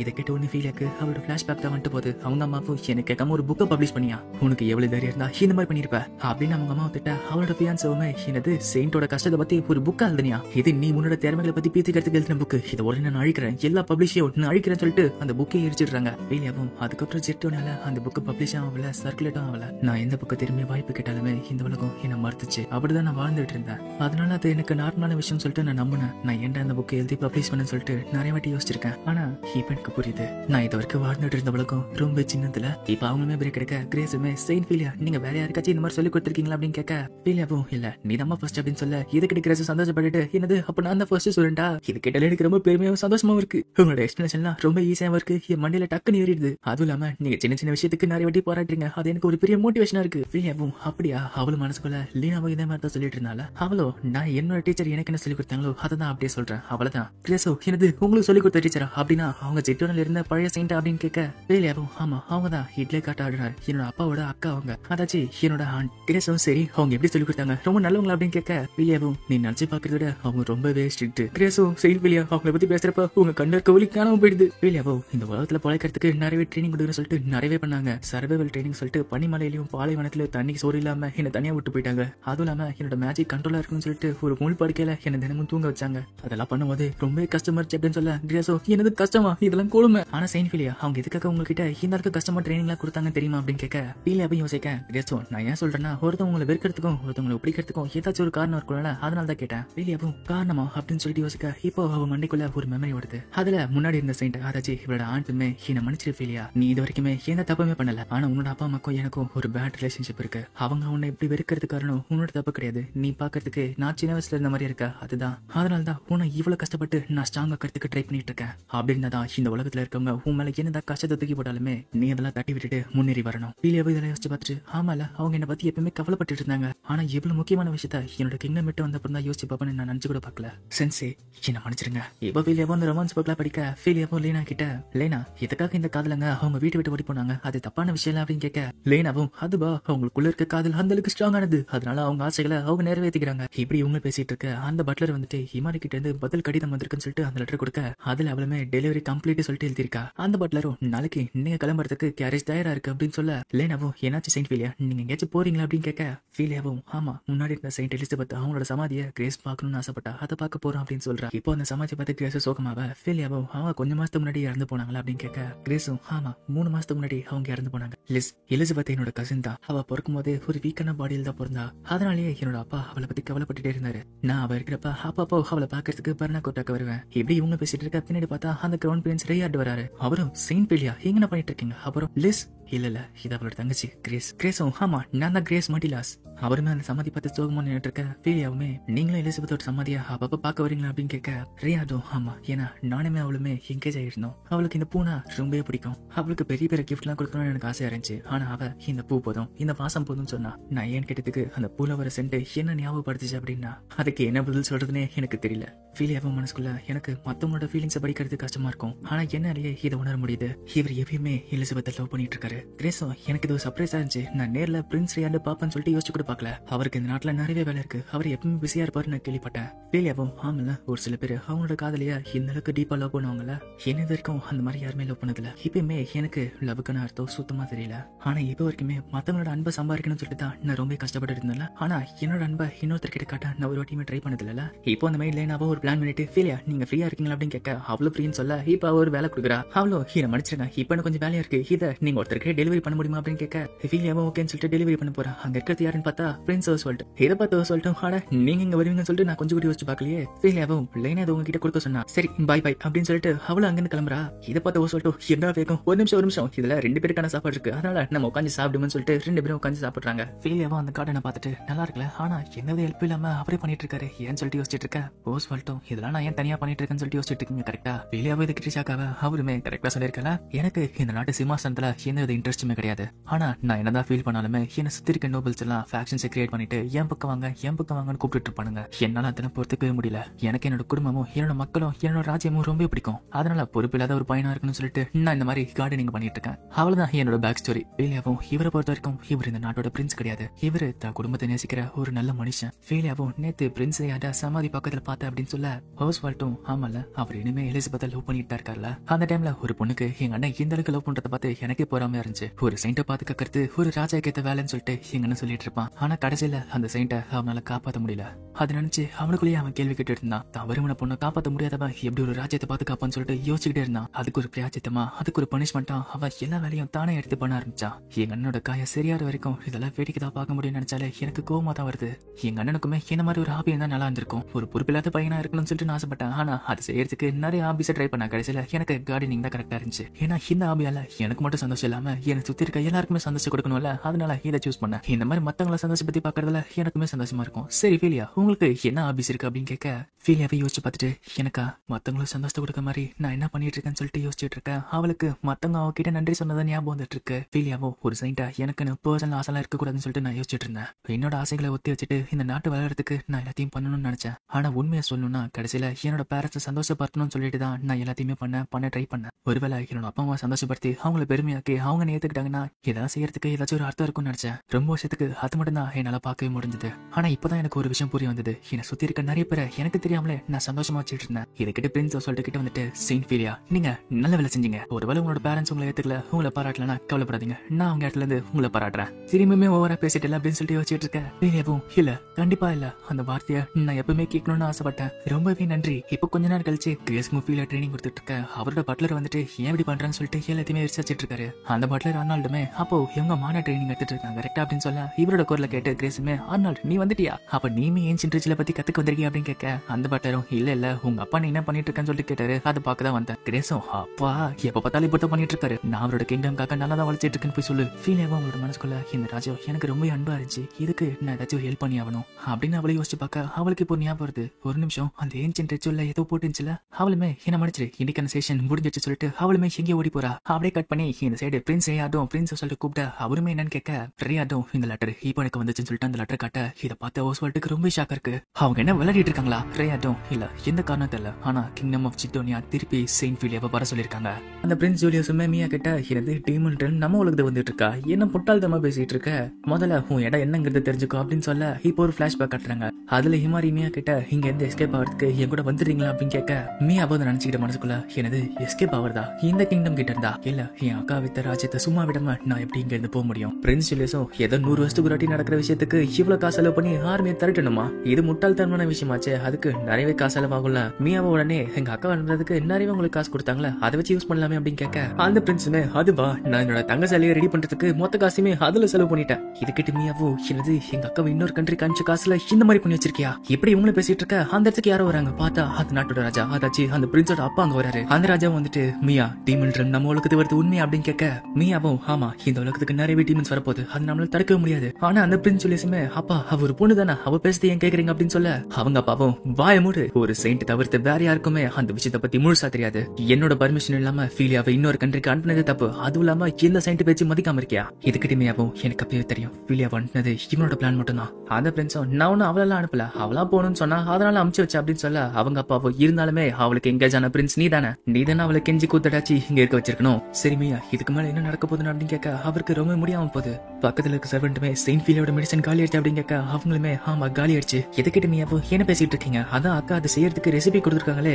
அந்த சர்வெண்ட்ஸுமே அந்த மருந்து ரெடி பண்ற ரெசிபியை நாங்க தொலைச்சிட்டோம் அப்படின்னு சொல்றாங்க. இதை கேட்டோன்னே தான் மியாக்கு ஒரு உண்மை புரிய வருது. அப்படின்னா இந்த பிரின்ஸ் எங்க அக்காவை இன்னொரு கண்ட்ரி காமிச்சதுக்கு உண்மையான காரணம் இவங்க அப்பாவோட மெடிசன் தடுத்து அவரை சாக விடுறதா? அவங்க அப்பா போன அப்புறம் அந்த பிரின்ஸுமே மியா நீ உனக்கு கவலைப்படாத, நம்ம நாட்டுல இருக்க சோல்ஜர்ஸ் ரொம்ப ஸ்ட்ராங்கானவங்க, அவங்க பாத்துப்பாங்க அப்படின்னு சொல்ல மியாவோ இவங்க எல்லாரும் சமாளிச்சுப்பாங்க யோசிச்சுட்டு இருக்காள. அப்படின்னா அவளுமே பிரின்ஸ் இன்னைக்கு எனக்கு ரொம்ப பயமா இருக்கு, அதனால இன்னைக்கு மான்ஸ்டர் அழிக்கிறதுக்கு என் கூட துணைக்கு வரீங்களா அப்படின்னு கேட்க அந்த பிரின்ஸுமே ஆமான்றாரு. ஆனா அடுத்த நாள் அந்த மான்ஸ்டர் அடிங்களா அந்த பிரின்ஸுமே அந்த மான்ஸ்டர் பார்த்து அலறிக்கிட்டு இருக்கான். அதே மாதிரி அங்க இருக்க சோல்ஜர்ஸாலுமே அங்க இருக்க மான்ஸ்டர்ஸை தடுக்க முடியல. மியாவும் மனசுக்குள்ள இவனை இங்க வெளியே வர வச்சு டீமன்ற மேல் அந்த அளவுக்கு ஸ்ட்ராங்கா இருக்குங்கிறத காட்டணும். இதை அவன் நேர்ல பார்த்தாதான் எந்த அளவுக்கு பெரிய பிரச்சனைங்கிறது அவனுக்கு புரிய வரும். இப்பயாச்சும் அவனுக்கு புத்தி வந்து எல்லாத்தையும் சரி பண்றான்னு பாப்போம்னு சொல்லிட்டு அவளை யோசிக்க எல்லாம் முடிஞ்ச அப்புறம் அந்த பிரின்ஸும் மியா எனக்கு வயிற்று கலக்குது அதனால நான் வீட்டுக்கு போறேன் அப்படின்னு சொல்ல மியாவும் ஆனா என்ன இவ்வளவு சீக்கிரமா போறீங்க அப்படின்னு கேட்க அந்த பிரின்ஸும் எனக்கு ஒன்னும் பயத்தெல்லாம் வயிறு வலி வரல, நிஜமாலே வயிறு வலி, அதனால தான் கிளம்புறேன். நீயும் ஜிட்டுன்னு சோல்ஜர்ஸுமே இங்க நல்லா தான் பாத்துட்டு இருக்கீங்க, அதனால எந்த பிரச்சனையும் இல்ல. இதுக்கிட்ட மியாவும் மனசுக்குள்ள இவனுக்கு கண்ணு தெரியலையா, இப்ப இங்க நடந்துச்சுங்கிறது அவன் பார்க்கவே இல்லையா? மியாவும் அங்க ஒரு மான்ஸ்டர்ஸ் காட்டிட்டு இப்ப நம்ம எதுவுமே செய்யலன்னா இந்த சிச்சுவேஷன் தான் நம்ம கிங்டம் ஃபுல்லாவே நடக்கும். கொஞ்சம் யோசிச்சு பாருங்க, இந்த அளவுக்கு மான்ஸ்டர்ஸ் கேபிட்டல் ஃபுல்லா சுத்திட்டு இருந்தா என்ன நடக்குங்கிறத. ஆனாலும் அந்த பிரின்ஸுமே ஒரு பொண்ணு வச்செல்லாம் நான் கேட்க மாட்டேன், நீங்க அக்கா ஃபீலியா மாதிரி பண்ணிட்டு இருக்கல, நீ எப்பவுமே சிரிச்சுக்கிட்டு நான் சொல்றதா தலையாட்டுற பொம்மையா தான் இருக்கணும், இப்படி இருக்க கூடாது. அப்படி இல்லைன்னா நீமே ஃபீலியான அசிங்கப்படுத்தின மாதிரியே அசிங்கப்படுத்த ட்ரை பண்ணிட்டு இருக்கியா? மியாவதை கேட்டுட்டு இவனுக்கு ஃபீலியானா இன்ஃபீரியாரிட்டி காம்ப்ளெக்ஸ் இருக்கு போல, ஃபீலியா முன்னாடி தன்னை தானே கீழே யோசிச்சுக்கிட்டு இருக்கான். அந்த பிரின்ஸும் பயத்துல மியா எனக்கு காப்பாத்து அப்படின்னு சொல்லி தள்ளிவிட மியாவும் தன்னோட ஃபியான்ஸை பின்னாடி ஒளிஞ்சுக்கிட்டு இந்த மாதிரி பண்ணிட்டு இருக்கானே, இதுல ஒரு பொண்ணு பேச்சு கேட்க மாட்டேன்னு சொல்லிட்டு இருக்கான். அங்க இருக்க மான்ஸ்டர் எல்லாம் மியாவை அழிக்க அந்த பிரின்ஸுமே இதெல்லாமே ஃபீலியோட தப்பதான், அவதான் நம்மள இந்த மாதிரி நிலைமையில விட்டு போயிட்டா, அவளை இங்க திருப்பி வர வச்சு இந்த மான்ஸ்டர் சமாளிக்க அவளை பாத்துக்க சொல்லிடுறேன். மியாவும் இவனுக்கு என்னதான் பிரச்சனை தெரியல, அவளுமே பர்னா கொட்டா அவ்வளவு சீக்கிரத்துல என்னோட சிஸ்டரை திருப்பி கொடுக்காது, அவங்க கொடுத்த காசை விட நீங்க டபுளா பே பண்ணாலுமே அது நடக்காது. அந்த பிரின்ஸும் எனக்கு டபுளா பே பண்ணணுமா? ஃபீல் அவனும் அந்த அளவுக்கு ஒருத்தலாம் கிடையாது, அவ ஏதோ ஒரு வெத்து வேட்டு பேர் கிரியேட் பண்ணுவான், அவளதான் அவள் ஐக்கியே. மியா என்னாச்சு இப்பெல்லாம் நீ வித்தியாசமா பண்ணிட்டு இருக்கியே, நீ இவனும் உங்க அக்கா மாதிரி இருக்கணும்னு அவசியம் கிடையாது. மியா இதை பார்த்துட்டு இவனுக்கு என்ன சொன்னாலும் இவன் என்னதான் பார்த்தாலும் இவ தெரிந்த போறது இல்ல. அப்படியே கட் பண்ணி இப்போ வேற ஒரு இடத்த காட்டுறாங்க. அதுல ஒருத்தனுமே ஒரு பொண்ணு கிட்ட போய் பேசிட்டு இருக்க, பார்த்தா திடீர்னு அவன் தலை துண்டாவது. இதை பார்த்து அந்த பொண்ணுமே அங்கிருந்து அலையோட பார்த்தா அந்த துண்டாக்கப்பட்ட தலையை எடுத்து அவன் திருப்பி தலையில வச்சு பேச ஆரம்பிக்கிறான். அவனுமே அக்கா இதுக்காக இப்படி பண்றீங்க, இதெல்லாம் ரொம்ப மோசம் தெரியுமா அப்படின்னு சொல்ல அவன் பக்கத்துல இருக்க பொண்ணுமே அடுத்த வாட்டி இந்த மாதிரி செஞ்சனா உன் தலை மட்டும் இல்ல மொத்தமா எல்லாத்தையும் வெட்டிடும் அப்படின்னு சொல்ல அவனுமே தயவு செஞ்சு அப்படி பண்ணாதீங்க, அப்படி பண்ணா நான் இறந்துருவான்னு உங்களுக்கு தெரியல அப்படின்னு சொல்ல அவளுமே ஆர்ச் டீமன் அஸ்மோடியஸ் ரிவைவ் ஆகிறது நினைச்சாலே நான் கவலைப்பட்டு இருக்கேன், ஆனா நீ இந்த மாதிரி காமா விளையாடிட்டு இருக்கல. அவனுமே அட அந்த அஸ்மோடியஸ் நானுமே கொஞ்சம் தூரத்து சொந்தம் தானே, அவங்க அக்காவும் உன்னை விட அவன் பெரிய ஹையர் ரேங்க் எப்படி பேசிட்டு இருக்கேன் அப்படின்னு சொல்ல 400 வருஷத்துக்கு முன்னாடி அவனோட ஆத்மா செயின்ட் ஃபியானாவால ஒரு மோதிரத்துல அடையப்பட்டுச்சு, ஆனா இப்போ டீமன் உலகம் இந்த உலகத்தை நெருங்கி வந்துட்டு இருக்கிறதுனால அந்த செல் வீக் ஆகிட்டே இருக்கு. ஒருவேளை ஏதாச்சும் சின்ன விஷயம் நடந்தாலுமே ஆஸ்மோடியஸ் திருப்பி ரிவைவ் ஆகிடுவான், அதனால தான் சர்ச் நம்மள இங்க அமைச்சிருக்காங்க, ஞாபகம் இருக்குல்ல? இப்போ இவனோட பேரை காட்டுறாங்க, இவளோட பேரு ஹெர்சா நோட்டிஸ், இவன் ஹெர்சாவோட ஃபேமிலியர் மும் டீமன். ஹெர்சாவுமே அதான் சொல்றல நமக்கு நேரம் இல்ல அப்படின்னு சொல்லிட்டு அவங்களுமே அங்கிருந்து கிளம்புறாங்க. இந்த சைடு அந்த பிரின்ஸ் ஜூலியஸுமே ஃபீலியாவை அனுப்புறப்பமே என்னோட வாழ்க்கை இப்படி மோசமா போய்கிட்டு இருக்கு, அவ போன அப்புறமே என்னை எப்படி அசிங்கப்படுத்திட்டு இருக்கேன் அப்படின்னு சொல்லிட்டு அவனு யோசிச்சுட்டு இருக்க. இப்போ ஒரு பிளாஷ்பேக் காட்டுறாங்க, அதுல அவனுமே நான் சின்ன வயசுல இருந்து எனக்கு நிறைய திறமை இருக்குன்னு என்ன சுத்தி இருக்காங்கன்னு சொல்லிட்டு இருப்பாங்க. எல்லாரோட எக்ஸ்பெக்டேஷனை தாண்டி நான் எல்லாத்தையுமே பண்ணிட்டு இருந்தேன். என்னோட அண்ணன் அவன் ரூம்லயே பூட்டிக்கிட்டு ஒரு வெட்டு இருந்தான். இந்த கிங்டம்ல இருக்க எல்லாருமே என்ன ஒரு பெரிய அதிசயம், இந்த செகண்ட் பிரின்ஸ் தான் ராஜா ஆக போறேன்னு சொல்லிட்டு பேசிட்டு இருந்தாங்க. எல்லாமே பெர்ஃபெக்ட்டா போயிட்டு இருந்துச்சு. அப்பதான் அவ உள்ள வந்தா. அவளோட பேரு பெர்ஃபெக்ட் செயின்டா. ஒரு பொண்ணுக்கு அந்த அளவுக்கு திறமை தேவையில்ல, அழகு இருந்தா போதும். அவ மத்தவங்களுக்கு என்ன பண்ணுங்கிறத ஆர்டர் போட்டுட்டு இருந்தா. என்னோட எப்போ என்ன கேட்கவே மாட்டா. இப்படி ஒண்ணு பேசிட்டு இருக்க பக்கத்துல இன்னொருத்தர் வந்துட்டு, ஆமா நீங்க சொல்றது கரெக்ட் தான். இதை பார்த்து அந்த பிரின்ஸும், மார்க்கெட் பயிர் எப்ப நீங்க வந்தீங்க? அவரோ, நான் ரொம்ப நேரமா இங்க தான் இருக்கேன், உங்ககிட்ட ஒரு இன்ஃபர்மேஷனை நான் சொல்ல வந்திருக்கேன். இந்த கிங்டமோட ஒளி நீங்க தானே, உங்களோட பவர் என்னங்கிறத அந்த செயின்ட் ஃபியாக்கு காட்ட வேண்டிய நேரம் வந்துருச்சு. செயின்ட் ஃபியானா அவங்களோட ஒரு பொக்கிஷத்தை இந்த கிங்டம்ல வச்சிருக்காங்க, உங்களுக்கு தெரியுமா? அந்த பிரின்ஸும், செயின்ட் ஃபியானோட பொக்கிஷமா, இப்பதான் நான் கேள்விப்படுறேன் அப்படின்னு சொல்ல, அங்க இருக்க மார்க்கெட்டும், ஆமா இந்த கேபிட்டல் கீழே அந்த பொக்கிஷம் இருக்கு. அந்த பொக்கிஷம் ஒரு மோதிரம், அந்த மோதிரத்துல செயின்ட் ஃபியானாவோட பெரிய பவர் அதுக்குள்ள ஒளிஞ்சிட்டு இருக்கு. யார் அந்த சீலை பிரேக் பண்றாங்களோ அவங்களுக்கு அளவில்லாத சக்தி கிடைக்கும். ஒருவேளை அந்த அளவுக்கு சக்தி உங்களுக்கு வேணும்னா நீங்க அதை பண்ணணும். இதுக்கிட்ட அந்த பிரின்ஸோ, அவளை சக்தி எனக்கு இருந்துச்சுன்னா இனிமேல்ட்டு நான் என்ன பண்ணுங்கிறத யாருமே எனக்கு காட்டு போடுத்தாவல. அந்த மார்க்கெட்டும், ஆமா நீங்க அமைச்ச அந்த செயின்ட்டுக்குமே உங்களோட பவரை காட்டலாம். அந்த பிரின்ஸோ, அப்படின்னா நான் யாருங்கிறத காட்டுறேன், என்னோட உண்மையான பவரை காட்டுறேன். அப்படி பண்ணா மியா, என்னோட அப்பா எல்லாருமே என்ன மதிப்பாங்க, யாராலுமே என்ன தடுக்க முடியாது. அப்புறம் தான் தெரியுது அந்த மார்க்கெட்டை யாரோ கண்ட்ரோல் பண்ணிருக்காங்க, ஏதோ ஒரு டீமன் கண்ட்ரோல் பண்ணிருக்குன்னு. இப்ப அந்த மார்க்கெட் வெளியே வர அவருக்கு இப்ப எங்க நடிச்சுங்கிறது ஞாபகமே இல்ல. அப்படியே கட் பண்ணி பரணா கொட்டரை காட்டுறாங்க. அவங்க பிரின்ஸ் ஓசால்ட்டுமே ஃபீலியாவை திருப்பி கேட்கறாங்கன்னு சொல்ல, இதுக்கிட்ட மத்தவங்களும் ஷாக்காவ, பிரின்ஸ் ஓசால்ட்டும் நம்ம நினைச்சதை விட சிட்டோனியால நிலைமை ரொம்ப மோசமா இருக்கு, கவலைப்படாதீங்க, அவங்களை அனுப்புறதும் நம்ம வச்சிருந்தான். ஆனா அந்த விஷயத்த உங்ககிட்ட இன்ஃபார்ம் பண்ணணும்னு ஆசைப்பட்டேன், அதுக்கு தான் இங்க வந்தேன். ஃபீலியாவும் மனசுக்குள்ள கிரேட் பியூரிஃபிகேஷன் சர்க்கிள் முடியறதுக்கு நான் அந்த கேபிட்டல்ல இருந்தாவணும். அதனால தான் மியா கேள் பண்றதுக்கு நான் இமாரி அனுப்பிச்சேன். ஆனா ஜூலியஸ் இதை விட மோசமானவ, அவ என்ன பண்ணிருக்கான்னு எனக்கு தெரியல. இப்படி இவ்வளவு இதே நினைச்சு கவலைப்பட்டு இருக்க பிரின்ஸ் ஓசால்ட்டும், ஃபீலியா இந்த சுமையை நீங்க மட்டும் சுமக்காதீங்க, கொஞ்சம் உங்களை சுத்தி பாருங்க. சிட்டோனியால இருக்க நிலைமையை நம்ம இம்ப்ரூவ் பண்ணணும், அவ்வளவுதானே. வேணும்னா அதை காம்ப்ரமைஸ் பண்றதுக்கு மாதிரி நம்மளோட கிங்டம்ல இருக்க சோல்ஜர்ஸா அங்க அனுப்புவோமே, கவலைப்படாதீங்க. இது ஒன்னும் பேர்த்துக்கிறது சொல்ல, ஆனா எங்க கண்ட்ரில இருக்க நைட்ஸ் ரொம்ப பவர்ஃபுல். ஏன் நம்ம பட்லர் லியோனார்டுமே ஒரு காலத்துல இந்த நைட்ஸ்ல இருந்தவர் தான். இந்த சிச்சுவேஷனுக்கு நானுமே பொறுப்பெடுத்துக்கிறேன், என்னால முடிஞ்சதுக்கு ஹெல்ப்பா நான் பண்றேன், அதனால நீங்க ஒன்னும் கவலைப்படாதீங்க. இதை கேட்டோன்னே ஃபீலியாக்கு கொஞ்சம் பாரம் குறைஞ்ச மாதிரி இருக்கு. அவளுமே, பிரின்ஸ் ஓசால்ட் ரொம்ப நன்றி, அவளை இப்ப யோசிச்சுட்டு என்ன மன்னிச்சிருங்க, நீங்க வந்திருக்கீங்க, உங்களுக்கு ஒரு டீ காஃபி கொடுத்தாரு, நான் போய் ரெடி பண்ண சொல்லிட்டு அவ போறா. இதை பார்த்து பிரின்ஸ் ஓசால்ட்டும், அவங்களுக்கு இப்ப ஹெல்ப் வேணும்னா வாய் திறந்து கேட்கறாங்களா அப்படின்னு சொல்ல, லியோனார்டும், ஆமா ஆனா அது அவங்களுக்காக கேட்டா இன்னும் கொஞ்சம் நல்லா இருக்கும் அப்படின்னு சொல்றாரு. இந்த சைடு கிரேஸ்க்கு ட்ரைனிங் போயிட்டு இருக்க ஃபீலியாவும், கிரேஸ் இப்போ நீ இதை கத்துக்கிட்ட, எப்படி இந்த ட்ரைனிங் போயிட்டு இருக்க, பின்னாடி லியோனார்டு வந்துட்டு ஹிமாரி கிட்ட இருந்து லெட்டர் வந்திருக்கு அப்படின்னு சொல்ல, ஃபீலியாவுமே அதுல என்ன இருக்குங்கிறத இப்ப படிச்சு பாக்குறா. அந்த விஷயத்தை கேட்ட கிரேஸும், சிட்டோனியோட ராஜாக்கு ஹெல்த் ரொம்ப மோசமா இருக்குன்னு கேள்விப்பட்டேன், ஆனா இந்த அளவுக்கு இருக்குன்னு நினைச்சு கூட பாக்கல, அதுவும் இல்லாம அவரோட மெடிசன் ரெசிபியை அவங்க அழிச்சிட்டாங்களா. ஃபீலியாவோ இவங்களுக்கு சொல்லாத நிறைய விஷயம் மியாவோட லெட்டர்ல இருந்துச்சு. மியா பிரின்ஸ் ஜூலியஸ அவரோட பதவியில இருந்து இறக்கிறதுக்கு நிறைய நோபல்ஸ் கூட பிளான் போட்டுட்டு இருக்கான்னு தெரிய வருது. யாரையும் கஷ்டப்படுத்தாம எப்பவுமே சிரிச்சுக்கிட்டு சந்தோஷமா இருக்கிற சிஸ்டர் இந்த மாதிரி பண்ணுவான்னு நான் நினைச்சு கூட பாக்கல. இவ்வளவு மாறி இருக்கானா, அப்போ அங்க என்னதான் நடக்குது? சரி, ஹிமாரி மூலியமா அந்த மெடிசனோட ரெசிபியை அனுப்பும். இந்த வாட்டி அந்த மெடிசனை நல்லாவே இம்ப்ரூவ் பண்ணிருக்கேன், ராஜாக்கு அந்த நோய் குணமானாலுமே ஆச்சரியம் இல்ல. அப்புறம் மியா கிட்ட எது முட்டாள்தனமா பண்ண வேணும்னு சொல்லுங்க. அவள மனசுக்குள்ள ஒரு வேளை ராஜா சரியாயிட்டாருன்னா கண்டிப்பா அந்த ராஜ்யம் நல்ல நிலைமைக்கு வந்துடும். அப்படி நல்ல நிலைமைக்கு வந்த அப்புறம் பர்னா கோட்டோட நைட்ஸோட சேர்ந்துக்கிட்டு எப்படியாச்சும் அந்த பிரச்சனையை தடுத்துருவாங்க. அப்படி பண்ணா மியா கிட்ட இருந்து கொஞ்சமாச்சு பாரம் குறையும்ல. இப்போதைக்கு இது போதும். ஆனா ஏதோ ஒரு காரணம், ஏதோ ஒரு விஷயம் என் மனசை உறுத்திக்கிட்டு இருக்கு, என்னன்னே தெரியல. மியா ப்ளீஸ் பாதுகாப்பாயிரு. இப்போ இந்த விஷயத்துல மியா கிட்ட சொல்ல, மியாவும் அப்ப பிரின்ஸ் ஜூலியஸ் தான் எல்லாத்துக்குமே காரணம்ல, எதுக்கிட்ட ஹிமாரியும் அப்படின்னா பிரின்ஸ் ஜூலியஸ நான் தூக்கிடுவா அப்படின்னு சொல்ல, எனக்கு தெரிஞ்ச பாய்சன் யூஸ் பண்ணா டக்குன்னு போயிடும் அப்படின்னு சொல்ல, எதுக்கிட்ட மியாவோ என்னது தூக்கிடுவா, பாய்சன் யூஸ் பண்ண போறியா? இப்போதைக்கு அவனோட பதவியில இருந்து அவனை விளக்குனா போதும், அந்த லெவலுக்கு போவானமா? ஒருவேளை பர்னா கோட்டையில இருந்து யாரும் வந்து பிரின்ஸ் அசாசினேட் பண்ணிட்டாங்க இந்த விஷயம் தெரிஞ்சதுன்னா 2 கண்ட்ரிக்கு போர் வந்துடும். ஹிமாரி எதுக்கிட்டு சரி இப்போதைக்கு அவனை சும்மா விட்டுலாம். ஆனா பிரின்ஸ் ஜூலியஸ எப்படி சமாளிக்க போறீங்க? என்னோட சிஸ்டர் தப்பா ட்ரீட் பண்ணதுக்கு, என்னோட சிஸ்டர் இந்த மாதிரி வேற கண்ட்ரிக்கு அனுப்பிச்சதுக்கு அவன் பதில் சொல்லி ஆகணும். அவனோட பேர், பதவி, சொத்து எல்லாமே பறிச்சு அவனை நடுநோட்டில் நிக்க வைக்கணும். அதுக்கப்புறம் கடைசியா இந்த கிங்டம் விட்டு அவனை நாடு கடத்திடணும். ஹிமாரியோ உங்களோட செயின்ட் பதவி வச்சுக்கிட்டு அதை உங்களால செய்ய முடியும். மியாவும் மனசுக்குள்ள, ஆமா நான் ஒரு செயின்ட், இந்த நாட்டு மக்களை பாதுகாக்கிறவ, ஆனா இப்படி ஒரு பதவியில இருந்துகிட்டு என்னோட பர்சனல் ரிவெஞ்சுக்காக இதெல்லாம் பண்ணணுமா? அப்படி அவங்கிட்ட என்னோட ரிவெஞ்ச் முடிஞ்ச அப்புறம் நானா இருப்பேனா? ஒரு நல்ல செயின்டா என்னால இருக்க முடியுமா? ஆனா எப்படிப்பட்ட செயின்டா இருக்கணும்னு நினைச்சங்கிறது நான் மறந்துட்டல.